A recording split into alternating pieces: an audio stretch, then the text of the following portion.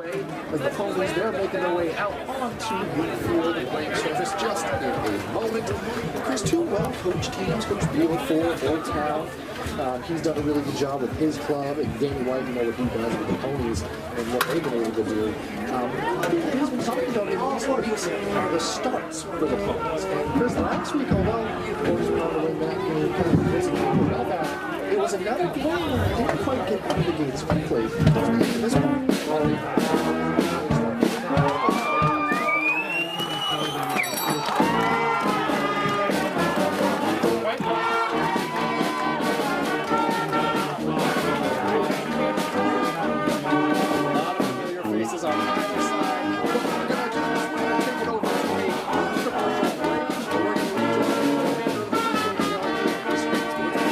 Brothers Meats is a family-owned and operated business located in Guilford, Maine. We operate a local retail meat market along with a slaughterhouse, smokehouse, and processing plants. Herring Brothers has all sorts of meats from already pre-cut all the way to cutting it right on the spot for you.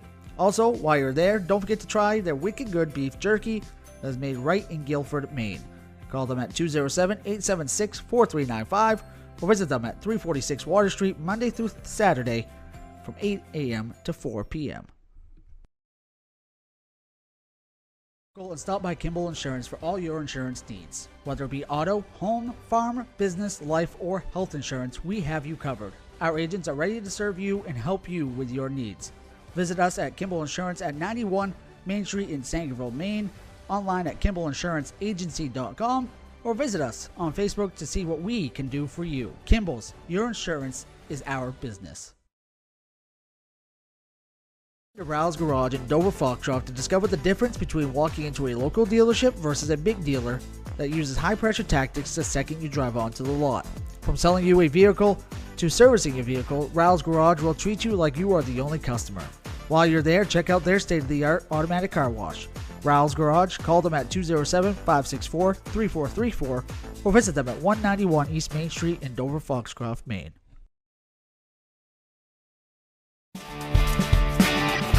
My name is Rick Ames, and now we have an office in Dexter, which is what we consider our hometown now. We still have our office in Lincoln, and we're loving that.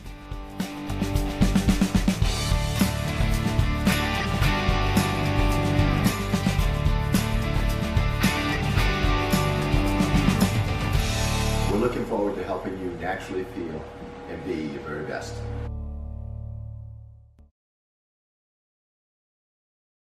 Busy, with places to go, things to do, people to see. Let Maine Highlands Federal Credit Union make managing your money easy with mobile services, bill pay, Apple Pay, mobile deposit, and more. We're as close as your phone. Now serving all of Piscataquis, Penobscot, and Somerset counties. Maine Highlands Federal Credit Union. Personal service, shared value. MHFCU.com. Building or remodeling a home or office and need electrical work? Call Ideal Energy Solutions. Ideal Energy Solutions is ready to wire your building right. Don't settle for less than ideal. Go with Ideal Energy Solutions. Call today. Foxcroft Academy is coached by Danny White, he's assisted by Gary Worthy, Mike Niles, Chris McGarry, Ryan Taylor, Austin C., Logan March, and DJ Shields. We ask that you would all please rise and remove your hats to the direction of Mr. Josh Shepard.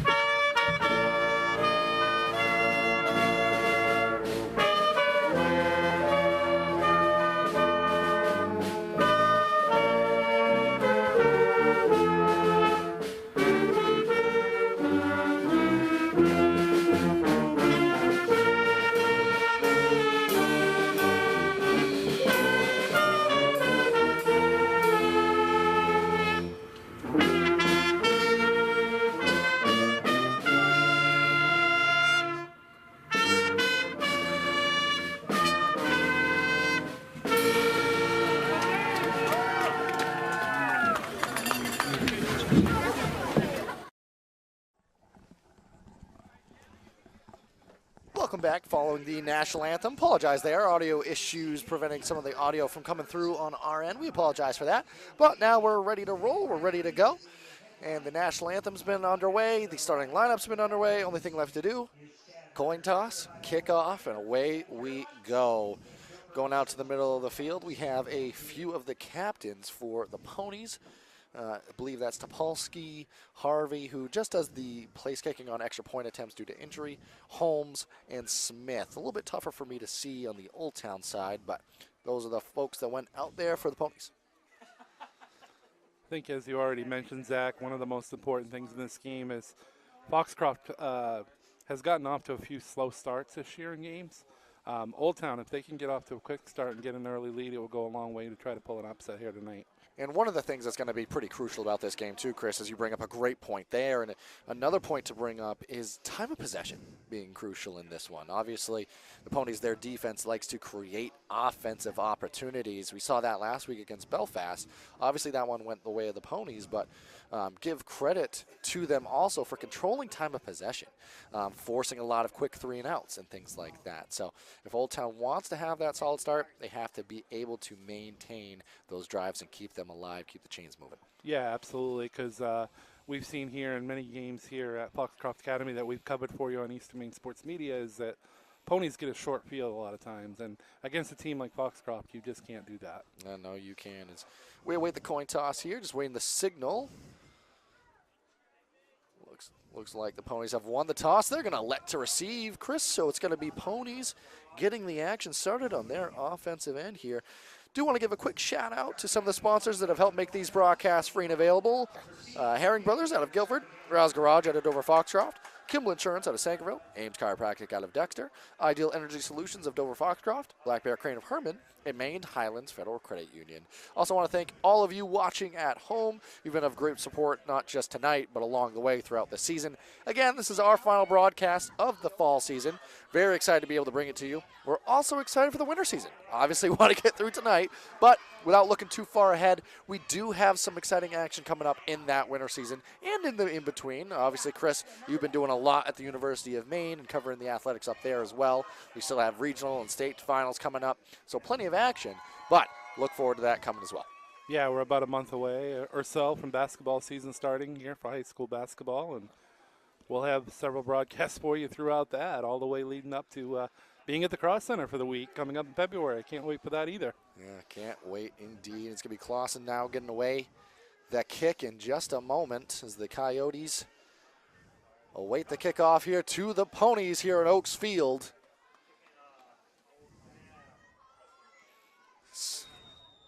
Nice starry night underneath these bright lights here.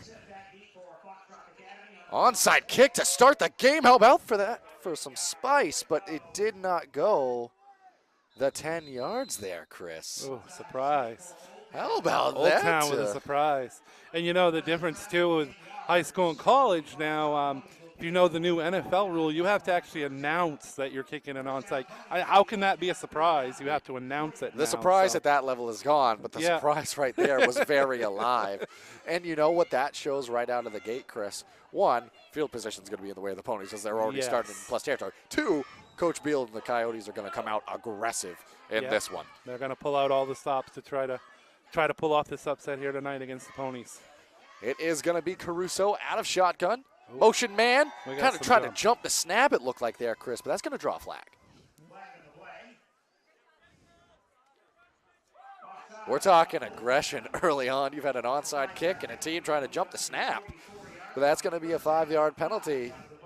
Moving it to the Old Town 44 already, and they haven't even snapped they haven't even had one offensive snap yet. And you like the aggression, Chris, but the Ponies haven't had to touch the ball yet, and they're already within the other team's 45. So aggression's good, but just got to be under control. But in a game like this, those things are going to happen, especially at the beginning of a game. Caruso again out of shotgun. He's going to hand off inside to Smith. He's going to fight forward for a couple of tough yards, brought down by a crew of tacklers in there. Involved looked like Michael Carroll, the linebacker sophomore for Old Town. Of course, we got semifinals and some regional finals going on all around the state and high school football tonight. We'll try to pass on some of those scores when we get them. Caruso, again, returning to out of shotgun as this offense usually does. Handoff does go to Smith. He's going to have some room to work with along that sideline. Breaks a tackle, breaks another before being forced out of bounds. That's a good gain right there for the Ponies, and they keep the chains moving. Good strong run there. 17 yards on that play. Thank you, Toby Nelson, up here in the booth with us, able to call that one out, and what a run it was by Smith.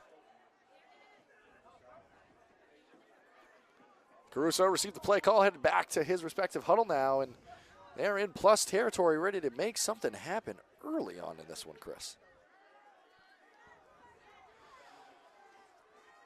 Spread formation again. Caruso, he's going to receive it, drop back to pass. He's going to go through the air. He's got a man open. It's Sands. Just a little too high. Sands wanted the flag out there, but although he was able to sky up for it, just a little over the outstretched arm. And Chris, reminder, Sands didn't play last week, a little banged up, but able to get the start and able to get out there on the field tonight. And regardless of anything, you always want to see the athletes out there competing, so it's good to see Sands able to return this week for the Ponies. Yeah, and he's a very important athlete to this football team and a very good athlete overall here at Foxcroft Academy. And just a near miss on that opportunity. It's going to bring up 2nd and 10 now. Caruso again, Old Town calling out, saying to watch for the motion. It came through the way of Topolsky. He returned out to the perimeter, and it's going to be another Landon Smith run. Breaks through a tackle, one man to beat. He will, and he's into the end zone. 2 + 5 = 7. And Aiden Harvey's going to make his way out to try to make it 7-0 Ponies in this one, Chris. Beautiful run by Smith and a quick start, just as we talked about at the top of the broadcast. A short Ponies field on the attempted onside kick by Old Town, and the Ponies take advantage. They do indeed, and obviously you don't mind the aggression, and if you get that original onside kick, you're having a different conversation right now, but all the same, it is 6-0. Make that 7-0 Ponies way. We're going to take it to a quick commercial break and rejoin you here in a moment. Brothers Meats is a family-owned and operated business located in Guilford, Maine. We operate a local retail meat market along with a slaughterhouse, smokehouse, and processing plants. Herring Brothers has all sorts of meats from already pre-cut all the way to cutting it right on the spot for you. Also, while you're there, don't forget to try their wicked good beef jerky that is made right in Guilford, Maine. Call them at 207-876-4395 or visit them at 346 Water Street Monday through Saturday from 8 a.m. to 4 p.m. Rouse Garage in Dover Foxcroft to discover the difference between walking into a local dealership versus a big dealer that uses high-pressure tactics the second you drive onto the lot. From selling you a vehicle to servicing your vehicle, Rouse Garage will treat you like you are the only customer. While you're there, check out their state-of-the-art automatic car wash. Rouse Garage, call them at 207-564-3434 or visit them at 191 East Main Street in Dover Foxcroft, Maine.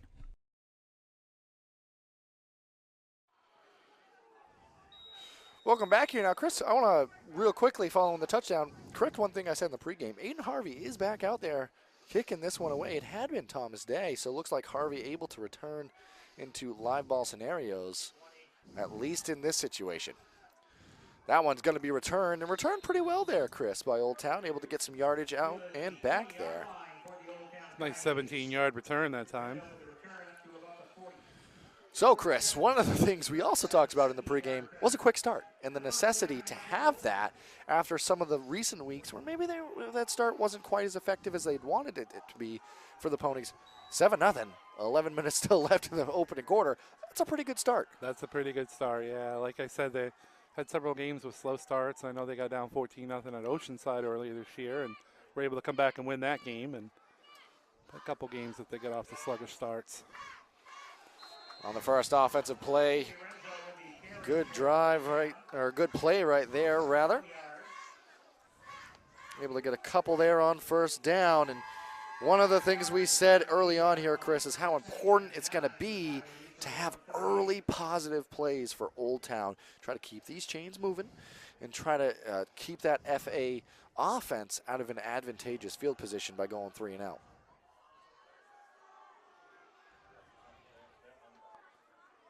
Clausen out of center. Handoff there, double handoff inside. Able to get some extra yardage out of it. It's going to be a speed race to the sideline. What a run right there. A little bit of a misdirection. And just like that, Elijah Alston. Huge gain there, Chris. What a run it was indeed. 32-yard run. Very nice design play there by Coach Beal and his staff. And that's a big play for the Coyotes. And those are the types of plays you need early on in a football game to get that momentum back as well. Again, Old Town's proved that they deserve to be here. It's just about going out there and showing everybody why. Handoff now inside. Nice solid running gain there on first down for Chase.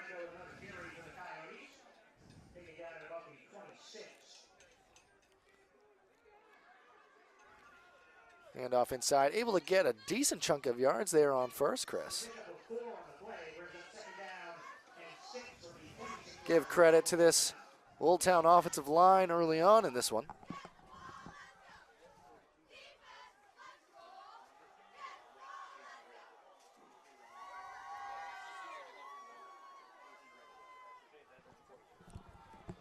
Broadcast partner Chris Lesnar getting a correction there. That's J.P. Renzo. J.P. Renzo is wearing 42 tonight for the Coyotes. On our sheet, he was 43. Oh, almost an interception. That was Topolsky on the defense, the breakup. And we had a play last week where Topolsky almost had another interception there in this one.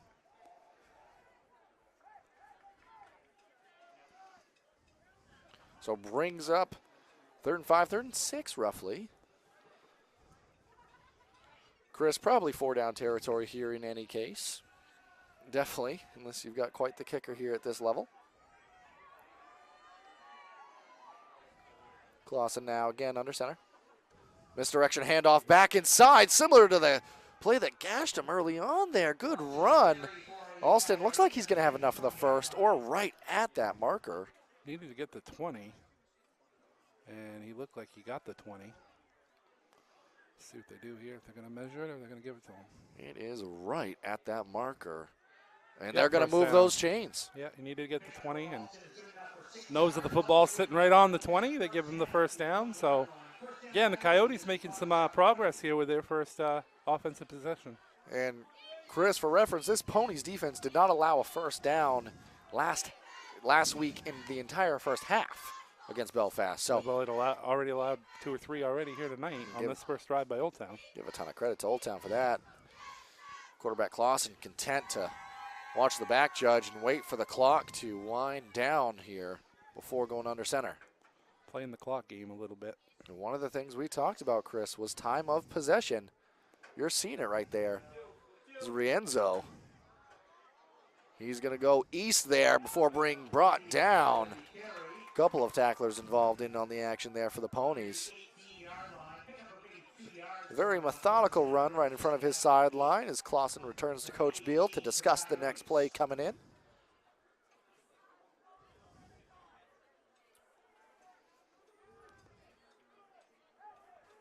Second down and about 8 here from the Foxcroft 18. The counter has worked thus far in this one, Chris, but as you get tighter into the opposing team's territory, those plays and misdirections become a little bit tougher to execute. And they're going to, again, elect to just wind this one down now under center. Handoff inside to Rienzo. He's going to be tackled and brought down by Holmes almost immediately there. Good read by Holmes. That's going to bring up 3rd and long. Again, 4-down territory, but you got 2 plays to get 8 yards. They're looking to do it right here on 3rd.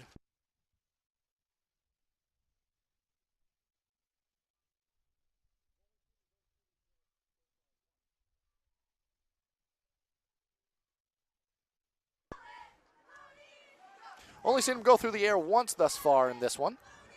Almost ended up going the other way. Big 3rd down here for Old Town. Very key 3rd down here in this first quarter. And they're going to spread it out a little bit, but we're going to have a timeout taken by Coach Beal in Old Town. Want to talk that one over a little bit.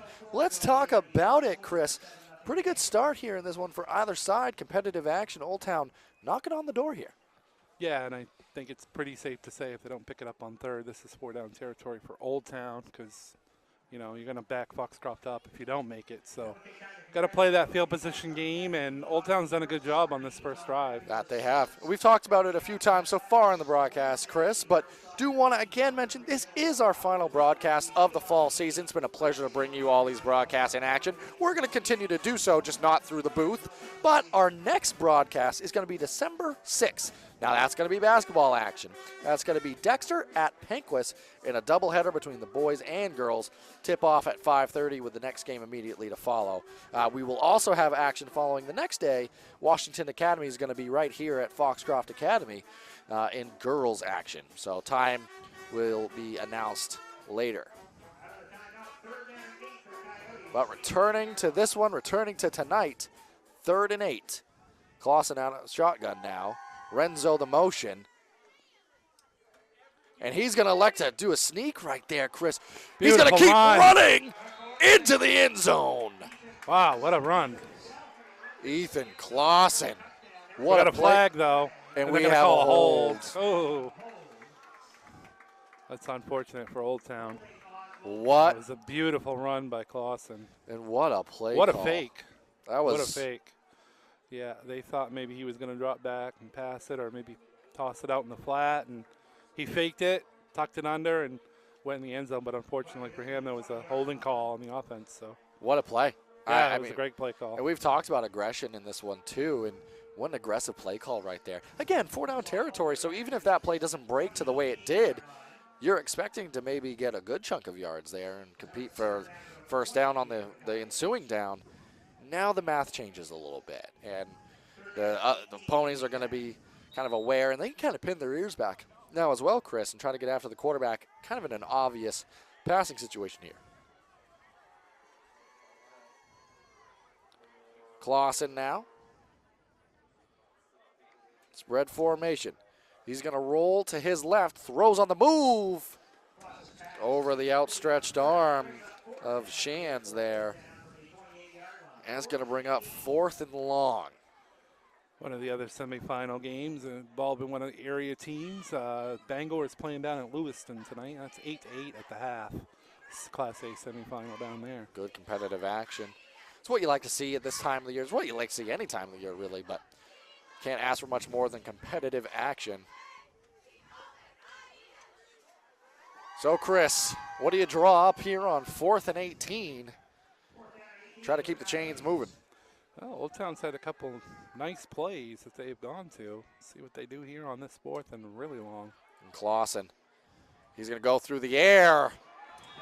Nice pass break up there. And that was Lucas Sands with the pass break up. Beautiful play. Timed it up perfectly, and Foxcroft's going to take it over on downs. So what was a touchdown, Chris, ends up being a turnover on downs. They like the abbreviation TD, but not when it stands for turnover on downs. Ball back to the Ponies. Going the other way. That was pretty good, Zach. You know what? I had to think. The brain, the wheels were turning there. The wheels were turning. But returning to the field now are the Ponies. Motion man is Topolsky. Little pitch pass up in front. Topolsky able to make a cut. Cuts back across the field. He's still on his feet. Still going. Couple people to beat. Forced out of bounds. Chris Topolsky. We are going to have a late flag thrown. And that's going to be for some extracurriculars along that far sideline. See what they call it on, though. I don't know Yeah. if there was some sort of celebration by Foxcroft, maybe? This is I'm going to not be a sure. big flag either way, Chris. Yep, sure will be. We're going to see taunting.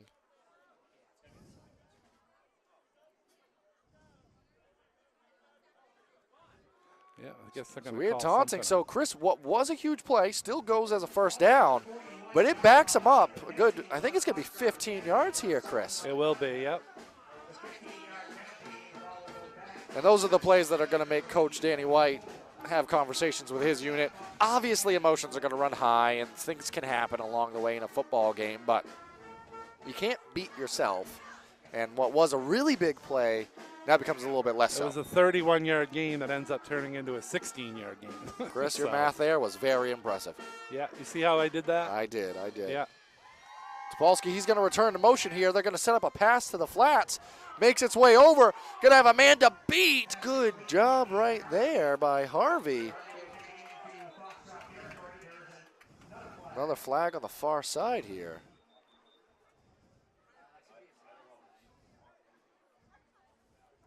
We await the signal on this one. It was from the far side there, Chris. Waiting to see a signal here. Officials having a conversation about it. I didn't catch it as we were watching the action here.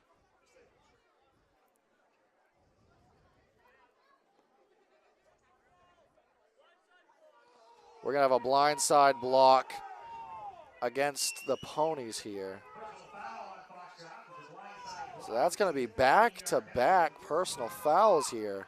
Danny White is out on the field, and there's several of the coaches down there that did not appreciate that call. And Chris, what did you say that first play went for? 31 yards? Yeah, the 31, and then it ended up as a 16. 31 minus 16 equals a 15-yard penalty. Take away 15 more. So since we had that initial play, Ponies have only gained a yard this drive. I can do that math. That's good. That's good. And what that adds up to and equals is Coach Danny White, who's not too thrilled on the sideline. I didn't see the play in question, so I can't form much of an opinion, but ultimately still trying to talk to the officials down there, and they got to keep an eye on the action. So this time handoff inside to Smith. Smith has to go a little bit south before going north. Looks like he's going to lose a yard or two here, Chris. Good pursuit there by Old Town. Able to force Landon Smith south a little bit. Might have got to the original line of scrimmage. Went out of bounds right near the down marker. And in a game where so much of it is predicated on momentum, it feels like since the Topolsky explosive play, those flags are kind of taking some of the air out of the sails, or wind out of the sails rather, for the Ponies on this drive. Second down and 25 here for the Ponies. Motion man is Topolsky. He's coming back across the formation. He makes a couple miss before being forced out of bounds. And Chris, he is so good at that and so dangerous in open space. And it took a lot of Coyotes there along that far sideline to force him out of bounds. And that's going to bring up third and pretty long here, Chris. 3rd and 20, Toby Nelson calls up here in the booth. I think if you're the Ponies, you don't want to turn the ball over in this area of the field. Might play it safe on this next play. Yeah, and you've had some decent runs out of Landon Smith, and Holmes is very capable as well in this one. So handing it off here would not mean relinquishing the down, but they're going to elect to go with a screen here. Sands! He hits the Jets. Able to fight forward, and he's going to dive for the first down. Yep. Did about 21 yards, I think, on that play. And welcome. Needed 20 and got 21. Welcome back, Lucas Sands. That was a great block. I believe it was Smith on the block out here in the flat. Made a great block and sprung Sands for a 21-yard gain. And they needed every yard of it.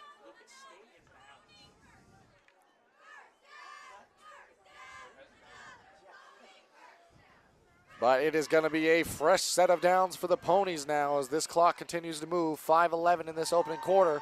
Handoff inside to Holmes, but he's going to be wrestled down from behind. Good tackle there.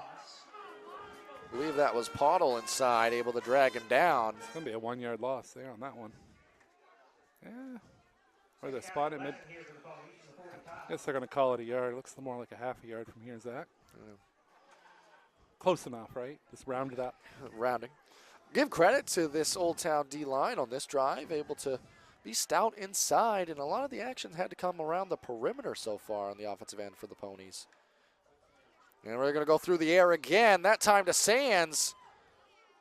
Caruso found his target. And Sands did not appreciate.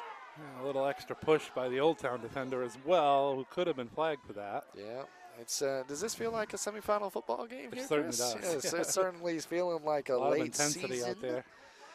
Extra bit of action, especially when you've already had a personal foul. At that point, everything gets looked at a little bit tighter. Yep. But let them play right there. Third down and short here for the Ponies, 3rd and 3.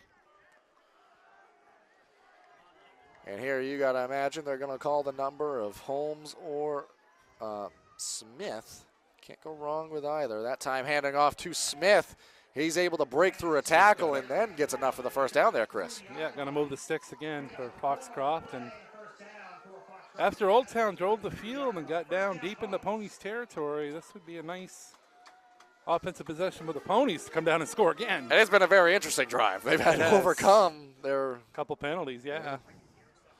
Large. Couple personal fouls, and again, if you're Danny White, Coach Danny White, you're probably not too happy with that, but you would be happy if you punched one in right here. Caruso out of shotgun again. They're going to be going through the air here. Ball tipped in the air. Ooh, that was dangerous. And in those situations, call that the tip drill. You're just hoping somebody right there can have it come down in their arms and go the other way with it. But good awareness.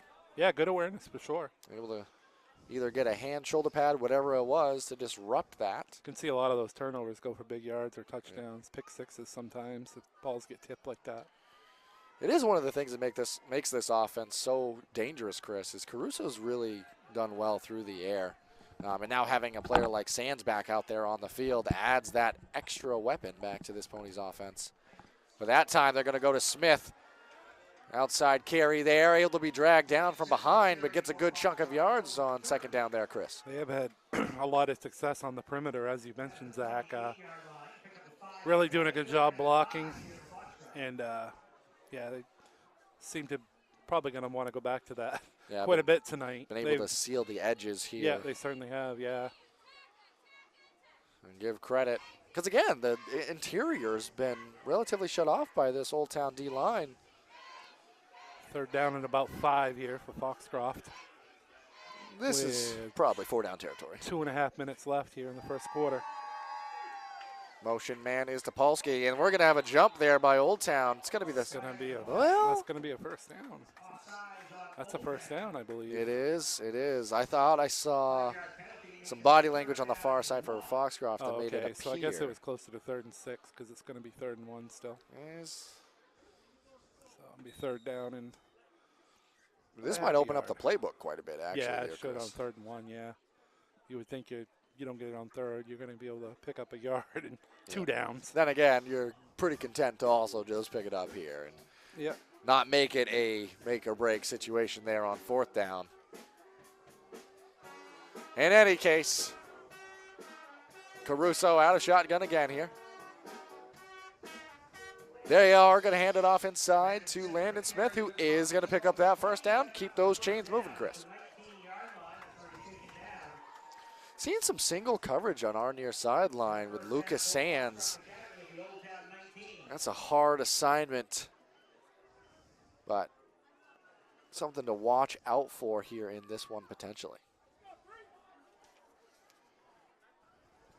I believe that's Elijah Alston as well, who's had some nice runs for Old Town, who's been matched up in single coverage a few times against Sands on this, our near sideline.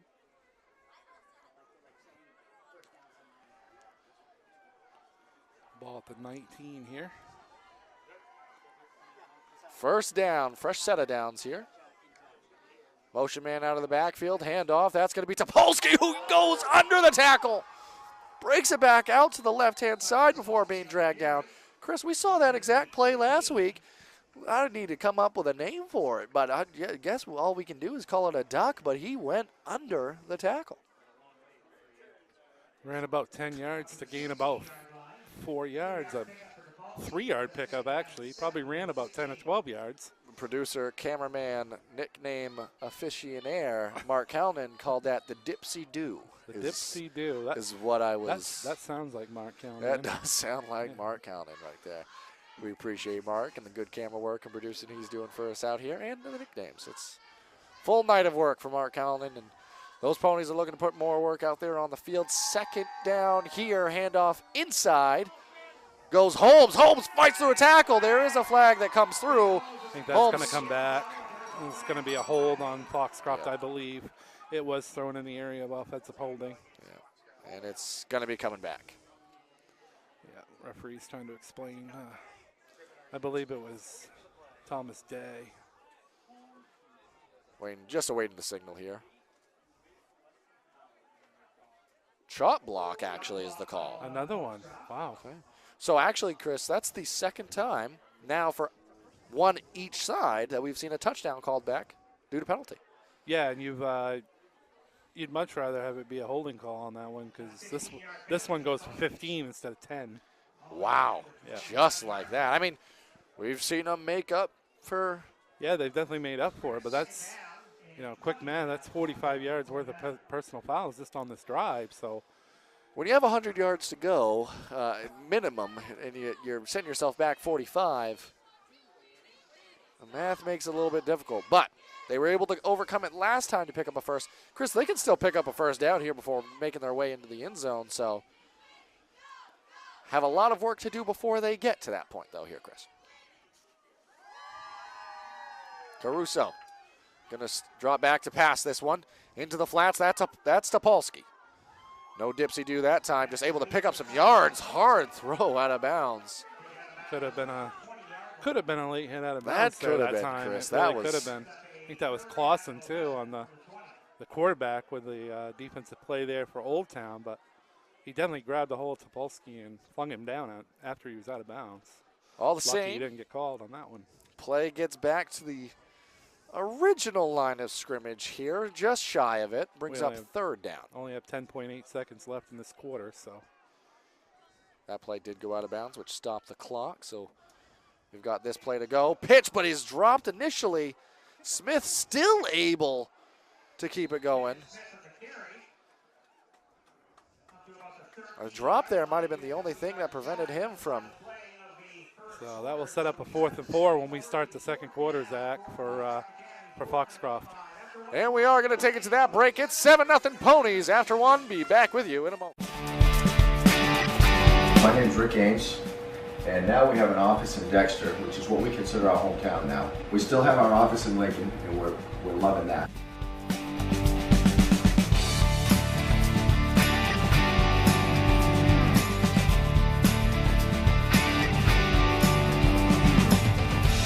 We're looking forward to helping you naturally feel and be your very best.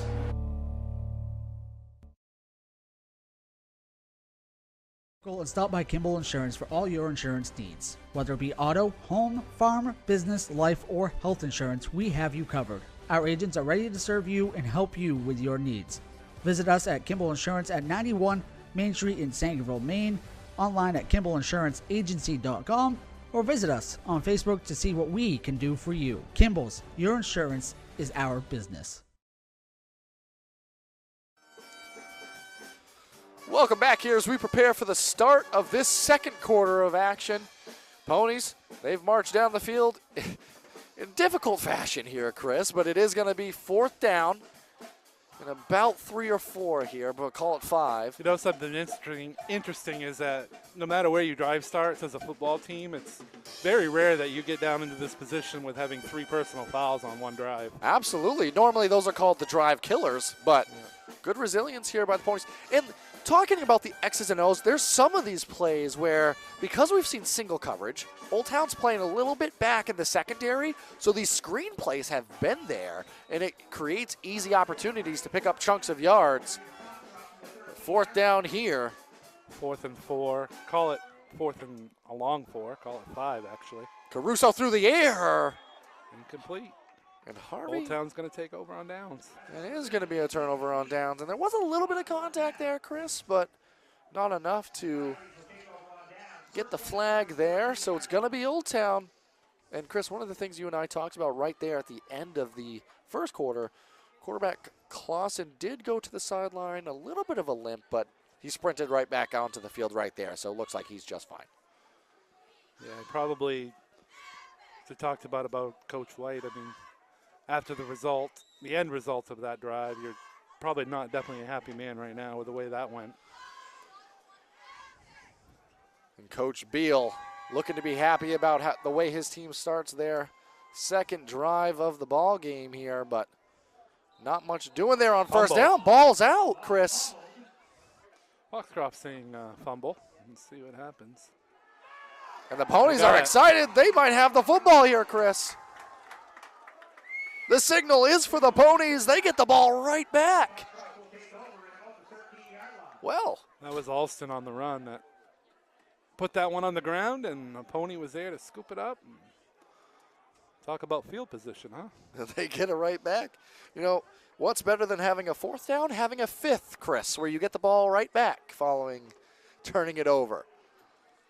Fresh set of downs here for the Ponies. And Chris, this is a play where maybe you try to go to the end zone on this one. Catch that team on their heels, but you're never going to be upset with just handing it off to Finn Holmes inside either, who picks up a good set of yards there on opening down. Picked up 3 that time. It's down to the 10, so Ponies can pick up another first down. If they get to the 3-yard line, they can pick up a first and goal. Yep, it's not often you get to this part of the field, Chris, and you can still be talking about first down before you get to goal to go.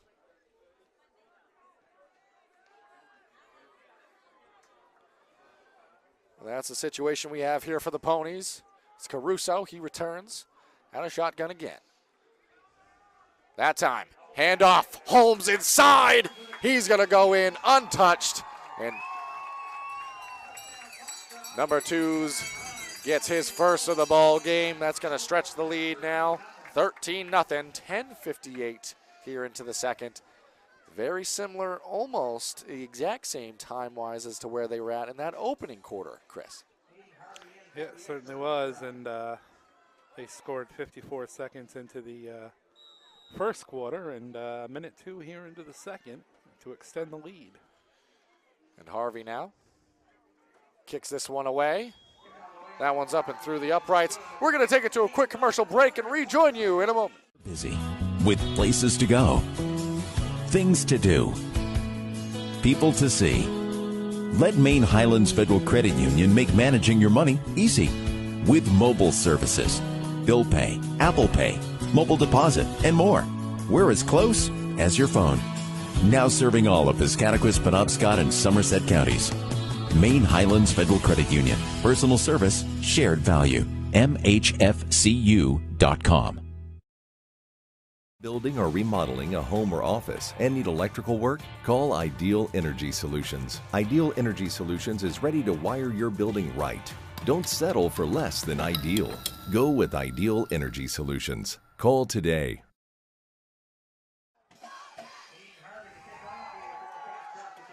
Welcome back here. Now 14-0 Ponies following that score there, Chris. Aiden Harvey's going to be set to kick this one away. What an up and down quarter and a half there, call it was there for, or end of the quarter rather, for the Ponies and Old Town. That kick away off the bounce. Clausen's going to field it. Cuts it back towards the middle of the field. Makes a man miss before being dragged down there, Chris. Nice return, though. Get up to about 31-yard line for Old Town. And, you know, if you're Old Town, it'd be kind of a momentum change to stop Foxcroft and turn it over on downs when Foxcroft was driving deep in Old Town territory. But one of the things you can't have happen is a turnover like that, especially in that spot on the field. And that was a costly mistake for the Coyotes. Costly indeed. And here in this situation, Coach Beal goes through a spread formation with Clausen under shotgun here. Motion man all the way across. Clausen going to roll to his right. Throws near the sideline. Good catch and grab there. Able to keep it moving by Shands. That's going to be a good game there on first down, Chris. Shands is a quarterback, wide receiver, and a defensive back. Of course, a lot of these high school kids do it all in high school football. So, good-looking sophomore, though. Good size. Looks like good hands on that catch there. And good body control as well, not only to make the catch, but to turn upfield and get a couple more yards there. picked up One about thing 4. to point out, sorry to interrupt you, Chris. One thing to point out is Ponies got the ball to start this game. A lot of time left here in the second quarter, but as both sides kind of play that chess match, it'll be interesting to see how they manage clock here in this second. Clausen, he's got a man open. Just underthrown. He was open. Great effort on that dive there, but it was just out of reach.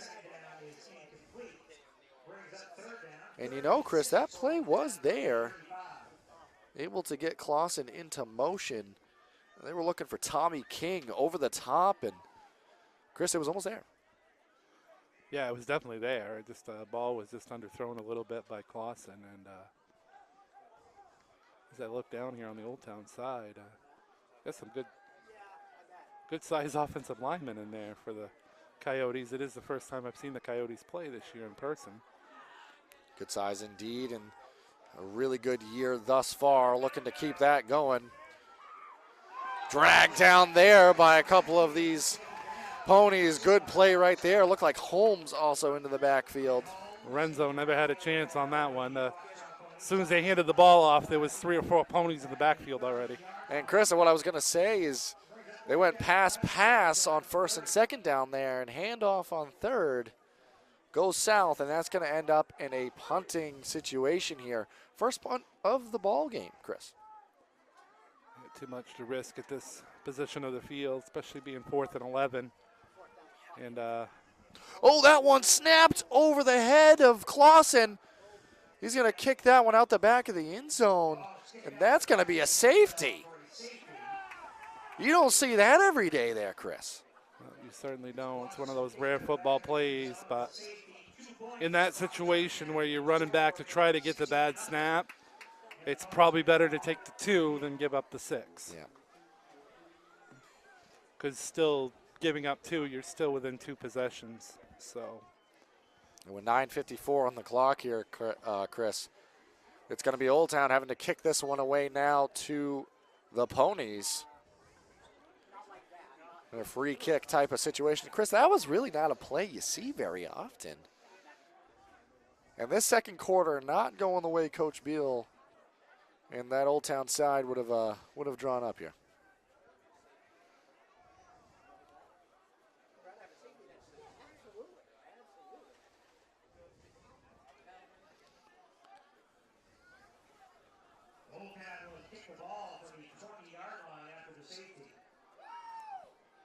So Old Town, of course, in the safety, with the situation with the safety, is that you have to kick the ball back to your opponent. So Old Town will kick off from their 20-yard line, which should give the Ponies another somewhat short field. Yeah.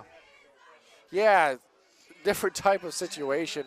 Looks like it's going to be done through a punt there, and it's going to be Topolsky running up, able to return, but fumbled it initially.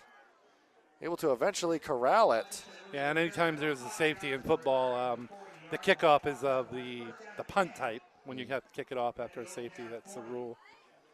Yeah.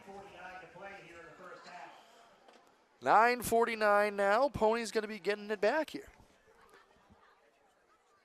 Yeah, Pony's going to have the ball at the Old Town 40. Trying to build on a 16-0 lead here. And this could go south in a hurry if you're an Old Town Coyote. And these are the situations that the Ponies thrive in as well, these short field or plus territory type of opportunities. And pitch pass there, well read, and Beautiful good tackle. In the backfield. Try to get the jersey number on that. Again, it's a little bit tough with the white and green, but I believe that was Ben King who flew into the backfield there, and what a momentum play. You needed that right there for Old Town. 4-yard loss. Feeling the toes starting to get a little frosty here, Zach, as we stand up here in the press box at Foxcroft Academy. It is November in Maine, and not the 70-degree type. I was getting used to those 70-degree days. Oh, I understand, my friend. I understand. Weather was good to us for a little bit. Now we're back to on schedule. Caruso. Pass out of the backfield there to Holmes, running with a purpose. Barely dragged down by Clausen. That was a touchdown saving tackle by Clausen. Deuces almost saw his second touchdown of the ball game there for number 22, Finn Holmes. Yeah, 24-yard gain, and again, Clausen saved the touchdown, which could become big if Old Town's able to come up with a stop here. Chris, when Holmes gets the ball, he just runs downhill. It is, you know who's coming at you. They've had so many good running backs here at Foxcroft over the years. It's one of the things they've really been good at over the years. And they've been really good at this screen pass tonight. Good play right there over to Aiden Sickler. And Chris, it does go back to something I mentioned early on in this game, where the secondary is playing a little bit farther back. You have a lot of these screen plays opportunities, passing the flat that we just saw to Holmes. You don't need deep down the field gashes, which is probably why the secondary is dropping back a little bit, understanding the athletes out there on the field for the Ponies, but good coaching, good play design, able to take what the defense is giving you. Motion man is Topolsky. Pitch pass. This time Topolsky is going to return to the right-hand side. Dipsy do. That time Dipsy don't. Brag down there. Again, thank you, Mark Calvin, for the Dipsy do nickname that time. We can have fun with that. We can have fun with that. I mean, to his credit, he's kind of created his own football juke, put it in Madden because he's really good at it. Yeah, it really sounds like something he'd put on our Facebook page with a video that says Dipsy Do. Yep. Yeah. Oh, he's gonna. Yeah, I know. Mark Allen shaking his head yes. But Old Town was shaking their head no on that time. Good job able to corral Silas Topolsky, which is a lot easier said than done. Additional conversation this time here in the Foxcroft huddle. Might have a timeout taken here. We're going to have one. We're going to keep it here. Take the opportunity to talk about our halftime that we have coming up. We're going to have a couple of guests join us from the soccer team here at Foxcroft Academy. I'm going to get their names for you. Coming up at halftime, we're going to have Addie Menz, Nola Mason, Kristen Newt, and Shay Jonkus, and they're going to be coming up here joining us at halftime. Chris also at some point is going to talk a little bit, time permitting, about what's been going on in the college circuit, especially at the University of Maine, things that you can expect out of us. Also, do want to give a quick shout-out. We've mentioned it a few times throughout the broadcast, but again, broken record here, this is going to be the final broadcast of the fall season. However, if you are interested in continuing or joining as a sponsor here with us here at Eastern Maine Sports Media, you can reach out to Mark Calnan at easternmainsports@gmail.com. We have no shortage of content throughout the year, even if it's not coming the way of a broadcast. However, we do have a busy and a fun and exciting winter schedule that is going to be coming your way very shortly, where there will be broadcasts, there will be recaps, a ton of action. So if you're a sponsor and you want to help support these Maine high school athletes and help support us, please feel free to reach out to Mark Calnan. Again, that's at easternmainsports@gmail.com, or you can follow us and message on the Facebook page as well. Again, that's a good place to reach out to Mark Calnan and us here at the Eastern Maine Sports Media team. So, Coach Danny White and the Ponies took some extra time to discuss that one there with 7:11 here remaining in the opening half of action. Going through the air is Caruso. That time has his man Sands. Sands, good hands, able to get the first down there. Sands, good hands. They're just good flowing. one. They're flowing tonight. Flowing tonight. The last broadcast of the fall season, got to leave out all the stops here. As are the Ponies, able to keep the chains moving, but now first and goal to go. Was similar field position last time, Chris, where the drive stalled out. But this time, 4 downs to get into the end zone here. See if it takes the Ponies that many. Or if Old Town can come up with another stop. That time, Caruso, the quarterback keeper. Oh, it's going to be Harvey, rather. My mistake. And Aiden Harvey goes. It's going to be a 2 or 3 yard loss that time. Call it 2. Still goal to go, though, here for the Ponies. Just over 6 minutes left in the first half. And that keeps the clock moving. Again, Ponies did receive the opening kickoff. So it will be Old Town who's going to start with the ball out of the second half. So as you start to massage the end of this half here, you want to leave as little opportunity for Old Town to answer before the end of the half here. Obviously, a lot of time still up there on the clock. A lot of things can happen, but that is the idea. Harvey now, handoff inside to Holmes. Got back to the original line of scrimmage. Back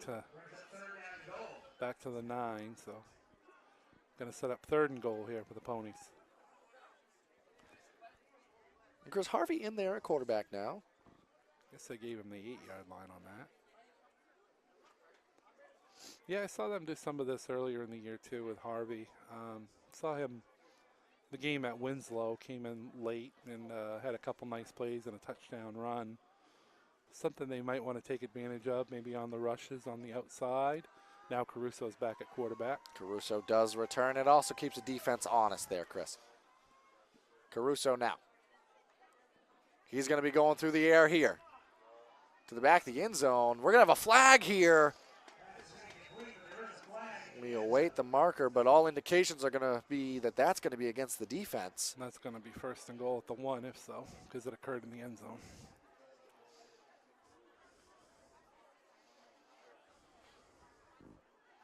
But Ponies are moving back. Ponies are moving back. It is going to be against, so just moving back for the moment. Yeah, that's going to be 1st and goal at the 1, I believe, because that penalty occurred in the end zone. So actually, they're just going to go half the distance to the goal. Okay, different rule in high school for that. I know college pro, if you interfere with somebody in the end zone, it's an automatic at the 1-yard line.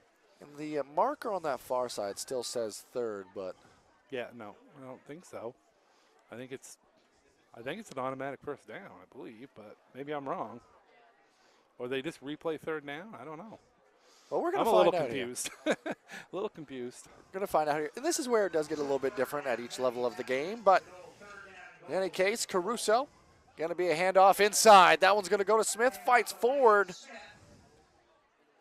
at the goal line, but dragged down right before. So it is 4th and goal. It's going to be 4th and goal. So that previous penalty was replay the down and half the distance to the goal. So this is, for all the marbles here on this drive at least, it is 4th, and they're going to call it 1. It looks less than that, Chris, from up here in the booth. Yeah. 4th and goal either way. We'll call it the half-yard line. And Coach I'd call Beal, it the 6-inch yard line, but Coach Beal and Old Town going to take a timeout, drop their defense. We're going to take it with them and rejoin you. Brothers Meats is a family-owned and operated business located in Guilford, Maine. We operate a local retail meat market along with a slaughterhouse, smokehouse, and processing plants. Herring Brothers has all sorts of meats from already pre-cut all the way to cutting it right on the spot for you. Also, while you're there, don't forget to try their wicked good beef jerky that is made right in Guilford, Maine. Call them at 207-876-4395 or visit them at 346 Water Street Monday through Saturday from 8 a.m. to 4 p.m.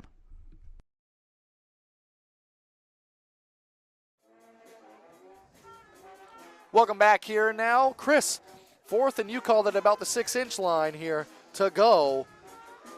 What are you drawing up here, and what are you talking about with your Old Town side if you're Coach Beal? I mean, I'm going to just take a wild guess and say Foxcroft's going to run it with Smith or Holmes. They've had great success, too, on the edges. You might see a pitch play. There's a lot of different plays you can run right here, but I think they're just going to put their head down and probably give it to Holmes here right at the goal line or to Smith. But they are in the shotgun. And as they traditionally do stay at a shotgun, but they're just going to go to Caruso, who's going to dive forward. I didn't mention him, but it's another option. In any case, it's going to go the way of 6 points for the Ponies as their lead stretches now 22-0. Remember, we did have the safety that kind of got this drive going. And Chris, remember earlier on in the year when these two teams faced up, the final score there was 21-6. We've got 22-0 extra point pending here with 4:15 left in the first half rather. Low snap, high kick, true and good. And that's going to make a 23-0 Ponies lead. We're going to take it to a break and rejoin you. And stop by Kimball Insurance for all your insurance needs. Whether it be auto, home, farm, business, life, or health insurance, we have you covered. Our agents are ready to serve you and help you with your needs. Visit us at Kimball Insurance at 91 Main Street in Sangerville, Maine, online at KimballInsuranceAgency.com, or visit us on Facebook to see what we can do for you. Kimball's, your insurance is our business. To Rouse Garage in Dover Foxcroft to discover the difference between walking into a local dealership versus a big dealer that uses high-pressure tactics the second you drive onto the lot. From selling you a vehicle to servicing your vehicle, Rouse Garage will treat you like you are the only customer. While you're there, check out their state-of-the-art automatic car wash. Rouse Garage, call them at 207-564-3434 or visit them at 191 East Main Street in Dover Foxcroft, Maine. Welcome back here now, following the Caruso keeper. And that stretched the lead 23-0 as we await the Harvey kick here. That one going to be controlled by Clausen.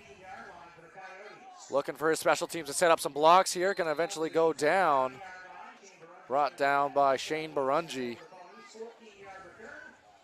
14 yards on the return, and Old Town returning to the field here, Chris. In their 2 offensive drives of the quarter, they've had a fumble on their first play, an ensuing 3 and out that went to the back of the end zone and throughout the back of the end zone for a safety. So Coach Beal, they've played to win the game so far. They have made aggressive type plays. They've done well at times executing. It's the margins and the small margins that matter the most. Look to see if Old Town can capitalize here. Handoff. That time Renzo tried to bounce it to the outside but was swallowed up. Good tackle inside right there. Aiden Bryant able to get in on the action. And that's going to bring up a loss on that one, Chris. So I won't say the Ponies started slow, because they didn't. They had a nice start to the ball game, but there is something special about the second quarter for the Ponies here and what they've been able to do in recent weeks, and this is another great example here, rattling off quite the quarter so far. Old Town looking to continue this drive. Renzo will be knocked down by a few tacklers there. Topolsky able to ultimately end the tackle, but it was Holmes and Smith involved. Third down and a long 6 coming up here this time. And it's tough. Still with time left in this opening half of action. 3:04 on the clock. This part of the field, Chris, you can't think that this is 4-down territory. Clausen now under center. Handoff to Renzo. He's going to meet a wall of maroon. I don't know. I mean, you wouldn't want to give the ball back here, but your first punt did not go very well. So we'll see what decision is made here by the Coyotes. It's very true. Very Quarterback true, Clausen over talking to Coach Beal, see what he wants to do. And, you know, they started this game off with an onside kick. You know, they are perceived by many as the underdogs in this one, with the Ponies coming in with an unbeaten record. Play to win the game. And they're going to go for it here on 4th down. Continue that aggression we've seen throughout. It's going to be Clausen under center. That time, going through the air. Nobody home. Clausen rolling out to his left. He's going to try to do it with the legs. He does! Able to pick up the first down there. Nice burst and great speed out on the perimeter there. Yeah, very nice play by Ethan Clausen, and that was the first down that you needed. Maybe pick up some momentum here at the end of the first half. Chris might have seen something there. You know, you try to put the defense in a situation where you believe it's going to be a pass and get your quarterback with speed out there on the perimeter. Great pick up off the QB scamper there. Scamper is always one of my favorite words in football. It's one of my least used words, so yeah. Got to try to pick that up. Penalty here, I believe it might be on Old Town for a false start, maybe. I'm going to just guess. Chris, good guess. It is a false start against the offense. Going to back him up 5 yards here. So drive stays alive, but it starts to go the other direction here on the next set of downs. 2:02 remaining on the clock. Old Town has one timeout remaining here in this first half of action. 1:59 now. We're going to have a timeout, I think. Or not a timeout, but just an additional conversation taking place there. 44-yard line now. Handoff inside. Nice run there. Nice solid run there that time. Able to pick up some additional yardage. Alston there, I believe that time on the carry for Old Town. 1:42 now. Was a nice looking run there by Alston, and trying to do what he can, make up her lost fumble yet earlier in the game. This would be big if Old Town could go down and score here. Because they get the ball coming out of in the third quarter, starting the third quarter. They do, but it's tough to also manage the clock here because FA still has 2 timeouts. You don't want to give the ball back here in any situation, but Clausen rolling to his right. That time in the air, almost intercepted by Topolsky. I think there was a collision there that caused the ball to be jarred away from Topolsky. I think Sands and Topolsky kind of had a collision there and nearly an interception. After just mentioning not trying to turn the ball over in this situation, almost into the outstretched arms of Silas Topolsky.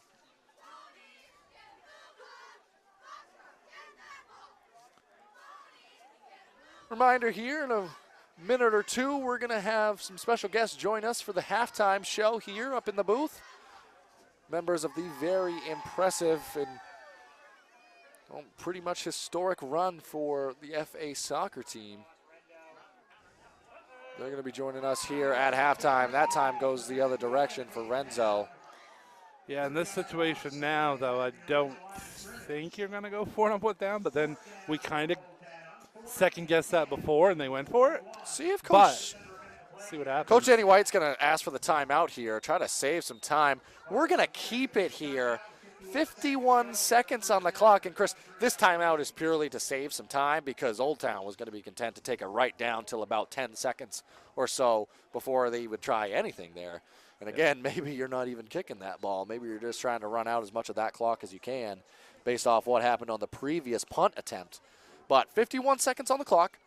This sets you up where returners like Harvey and Topolsky are going to have a chance here, which they've done throughout this season, to make something happen for your special teams unit, get some type of return. Again, we got some Foxcroft soccer players that have joined us here in the booth, Zach, that you're going to be talking to at halftime. A great season by the Ponies girls soccer team, making it all the way to the North Championship. Fell to Fort Kent, but you'll get a chance to speak to those ladies here in a few minutes. And, what a phenomenal game that was. 4th down now. And remember what happened the last time here, but they're only going to send back to Topolsky for the Ponies. Maybe not completely convinced this is going to be a kick here, but that time it gets away. It's going to take just a soft bounce there before eventually being down. 44 seconds left on the clock. Got the ball at your own 35. You got a timeout left, but you got so many skilled players out there for Foxcroft that you could pop a long one, get down deep in Old Town territory, and still have that one timeout left. And here, if you're Old Town, you're letting things happen in the middle of the field. I would drop back. You're not letting up chunks of yards here. But you're not letting anybody get behind you. We kind of saw that with the Commanders on the NFL side. And how important the subsequent downs can be. But you're playing the sidelines. Try not to let them get easy opportunities to stop the clock here. But Caruso, he's going to go through the air. It's going to be Topolsky, but that ball bounced into his hands there. Tried to play it off, almost did. He's saying, what are you talking about? I caught that. And one of the coaches it's a good bid. He did catch it. It's a good bid, but I believe that ball bounced off the turf. If not, it looked like it did, but we're going to have a conversation about it. Wow, okay. I mean, there was an official standing right next to him, so I'm going to... It was blown dead, so someone thought it was incomplete. Minimum. Someone thought it was incomplete. You could argue if it was caught that that's an inadvertent whistle and that's where the ball is going to be placed. Now, what I would ask, does that make the clock run? It still would because it's not a first down. So I think the only time the clock stops is when you get a first down and move the chains. So what are we going to do here? probably in this situation, Coach White's happy to let the ball actually go back because those 6 yards are not worth the time that's about to run off the clock before you can run your next play. That is true. Good point. So I wouldn't actually argue to the catch too much. Yeah, right. Okay, ref, it wasn't a catch. Yeah, you're right. I'm just kidding. You're right. You won't hear that too often. So thank God we got a team up here. We're going to replay the whole down. We're going to act like it didn't happen. But what did happen is time went off the clock. Zach, I am very confused right now. You know what? It's me on the daily. Anyways, back to the action. Handoff inside. It looks like the Ponies might be content to just take this one to half now. And, that's what it looks like. Clock's going to continue to run here. Again, we're going to take a quick commercial break, and then we're going to have some halftime guests up here. And at some point, we're going to recap this first half of action. But just doing that quickly, as it looks like the Ponies are starting to make their way towards the halftime area. Ponies, impressive first half. They lead in this one, 23-0 over Old Town. Old Town's going to get the second half kickoff, but we're going to be back with you shortly to talk to some of these awesome FA soccer players from this year on the women's side. But we'll be back with you in a moment. Busy with places to go, things to do, people to see. Let Maine Highlands Federal Credit Union make managing your money easy with mobile services, bill pay, Apple Pay, mobile deposit, and more. We're as close as your phone. Now serving all of Piscataquis, Penobscot, and Somerset counties. Maine Highlands Federal Credit Union. Personal service, shared value. MHFCU.com.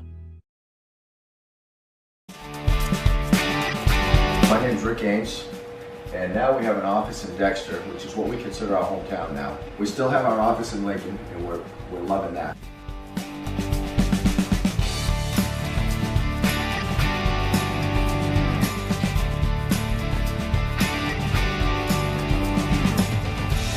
We're looking forward to helping you naturally feel and be your very best.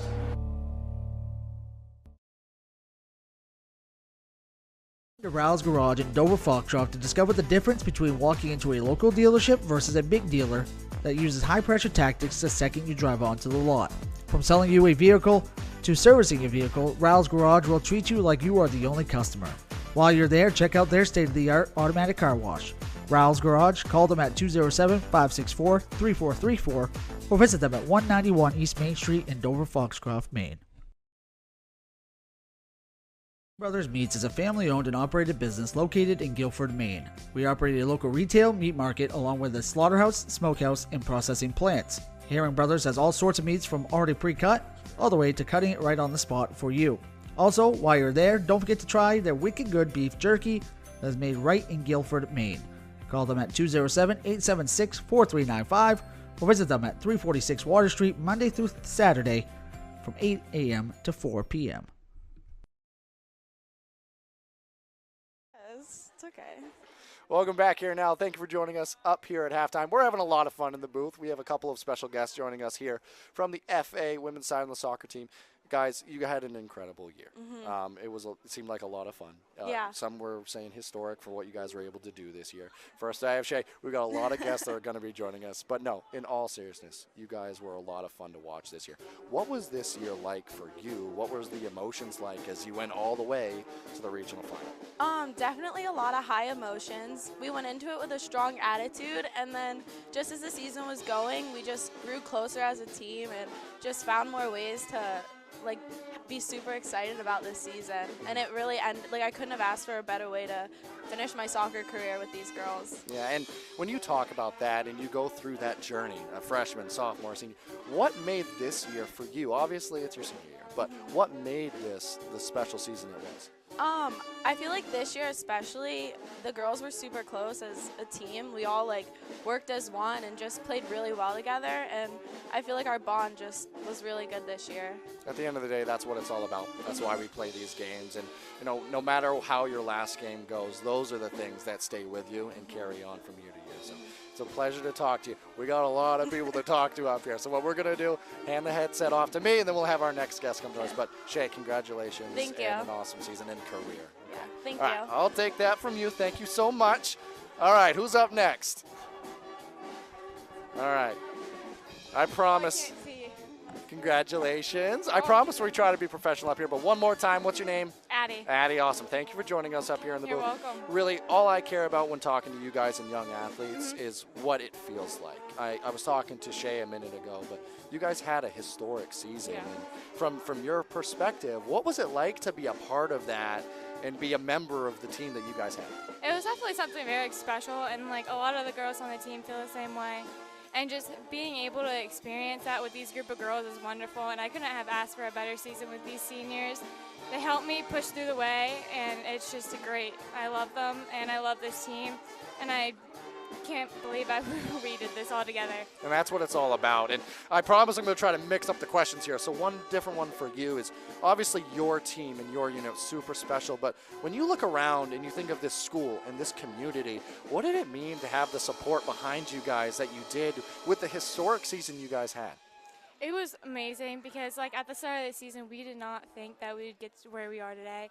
And like the support system that we had at Northern Maine was amazing. Like we filled the bleachers, and it was just an amazing feeling to look up there, playing on the field, having that support system behind us, and like winning our semifinal game against Bucksport. It was just an amazing feeling, and like I cried honestly, and it was just so great, and like it was amazing.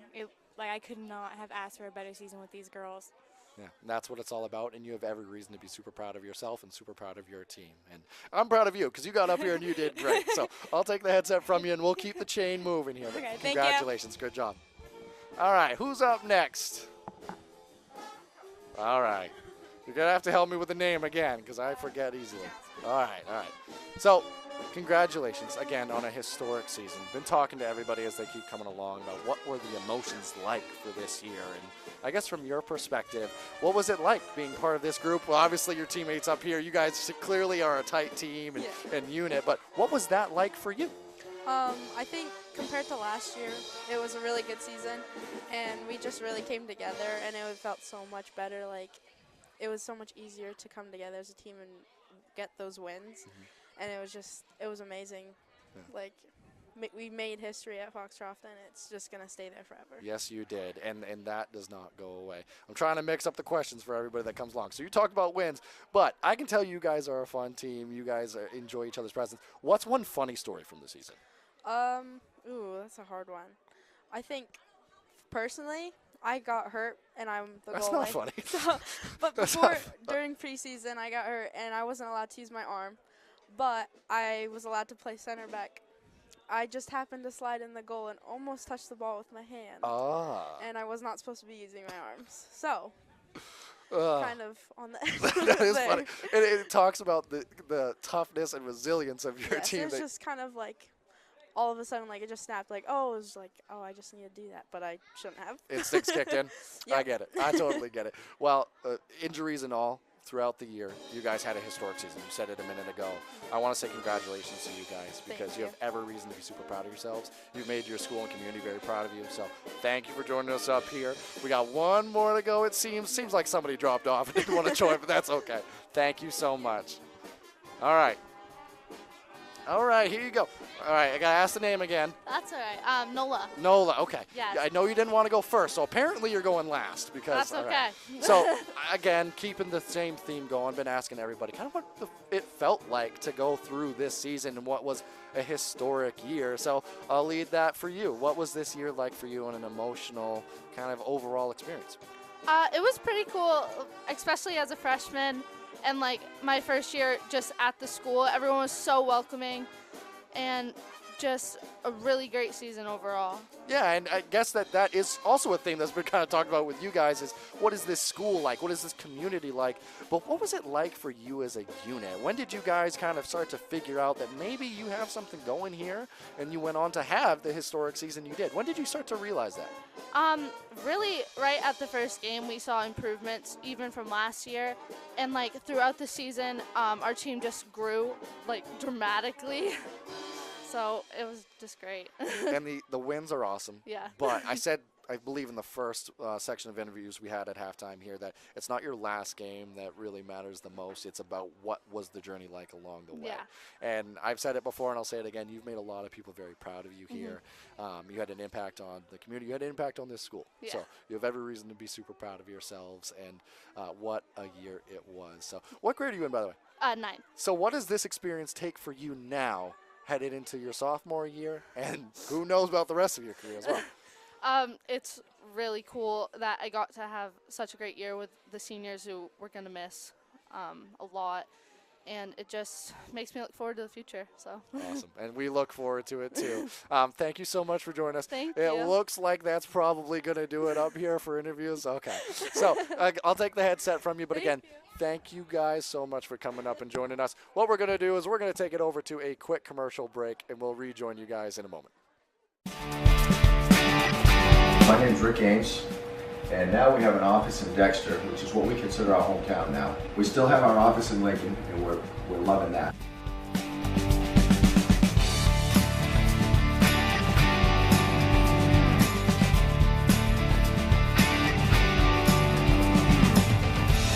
We're looking forward to helping you naturally feel and be your very best.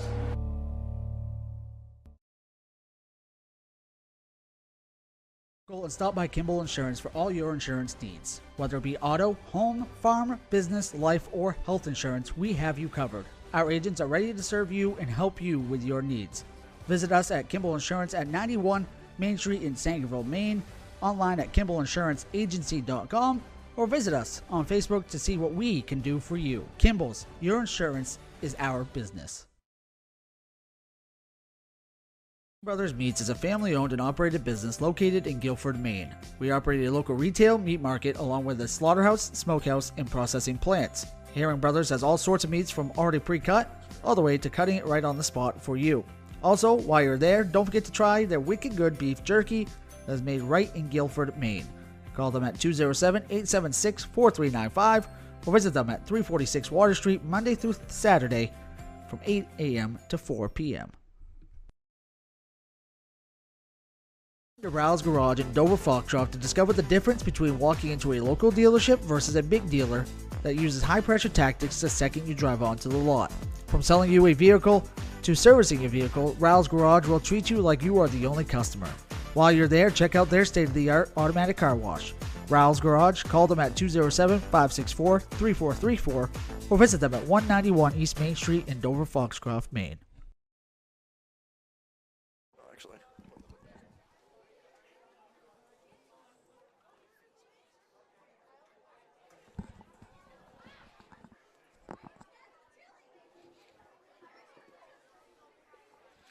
Welcome back here now. What a fun halftime show that was. Really want to thank all the members that were able to come join us here from what was a historic FA soccer unit and team. Again, thank you to them. Always a pleasure to talk to young high school athletes. And the part that actually matters is the fun, the memories, the excitement, and all of those things. Quickly, before we get to the first half that took place here, Chris, I do want to let the viewers know about action coming in state championship scheduled football for tomorrow.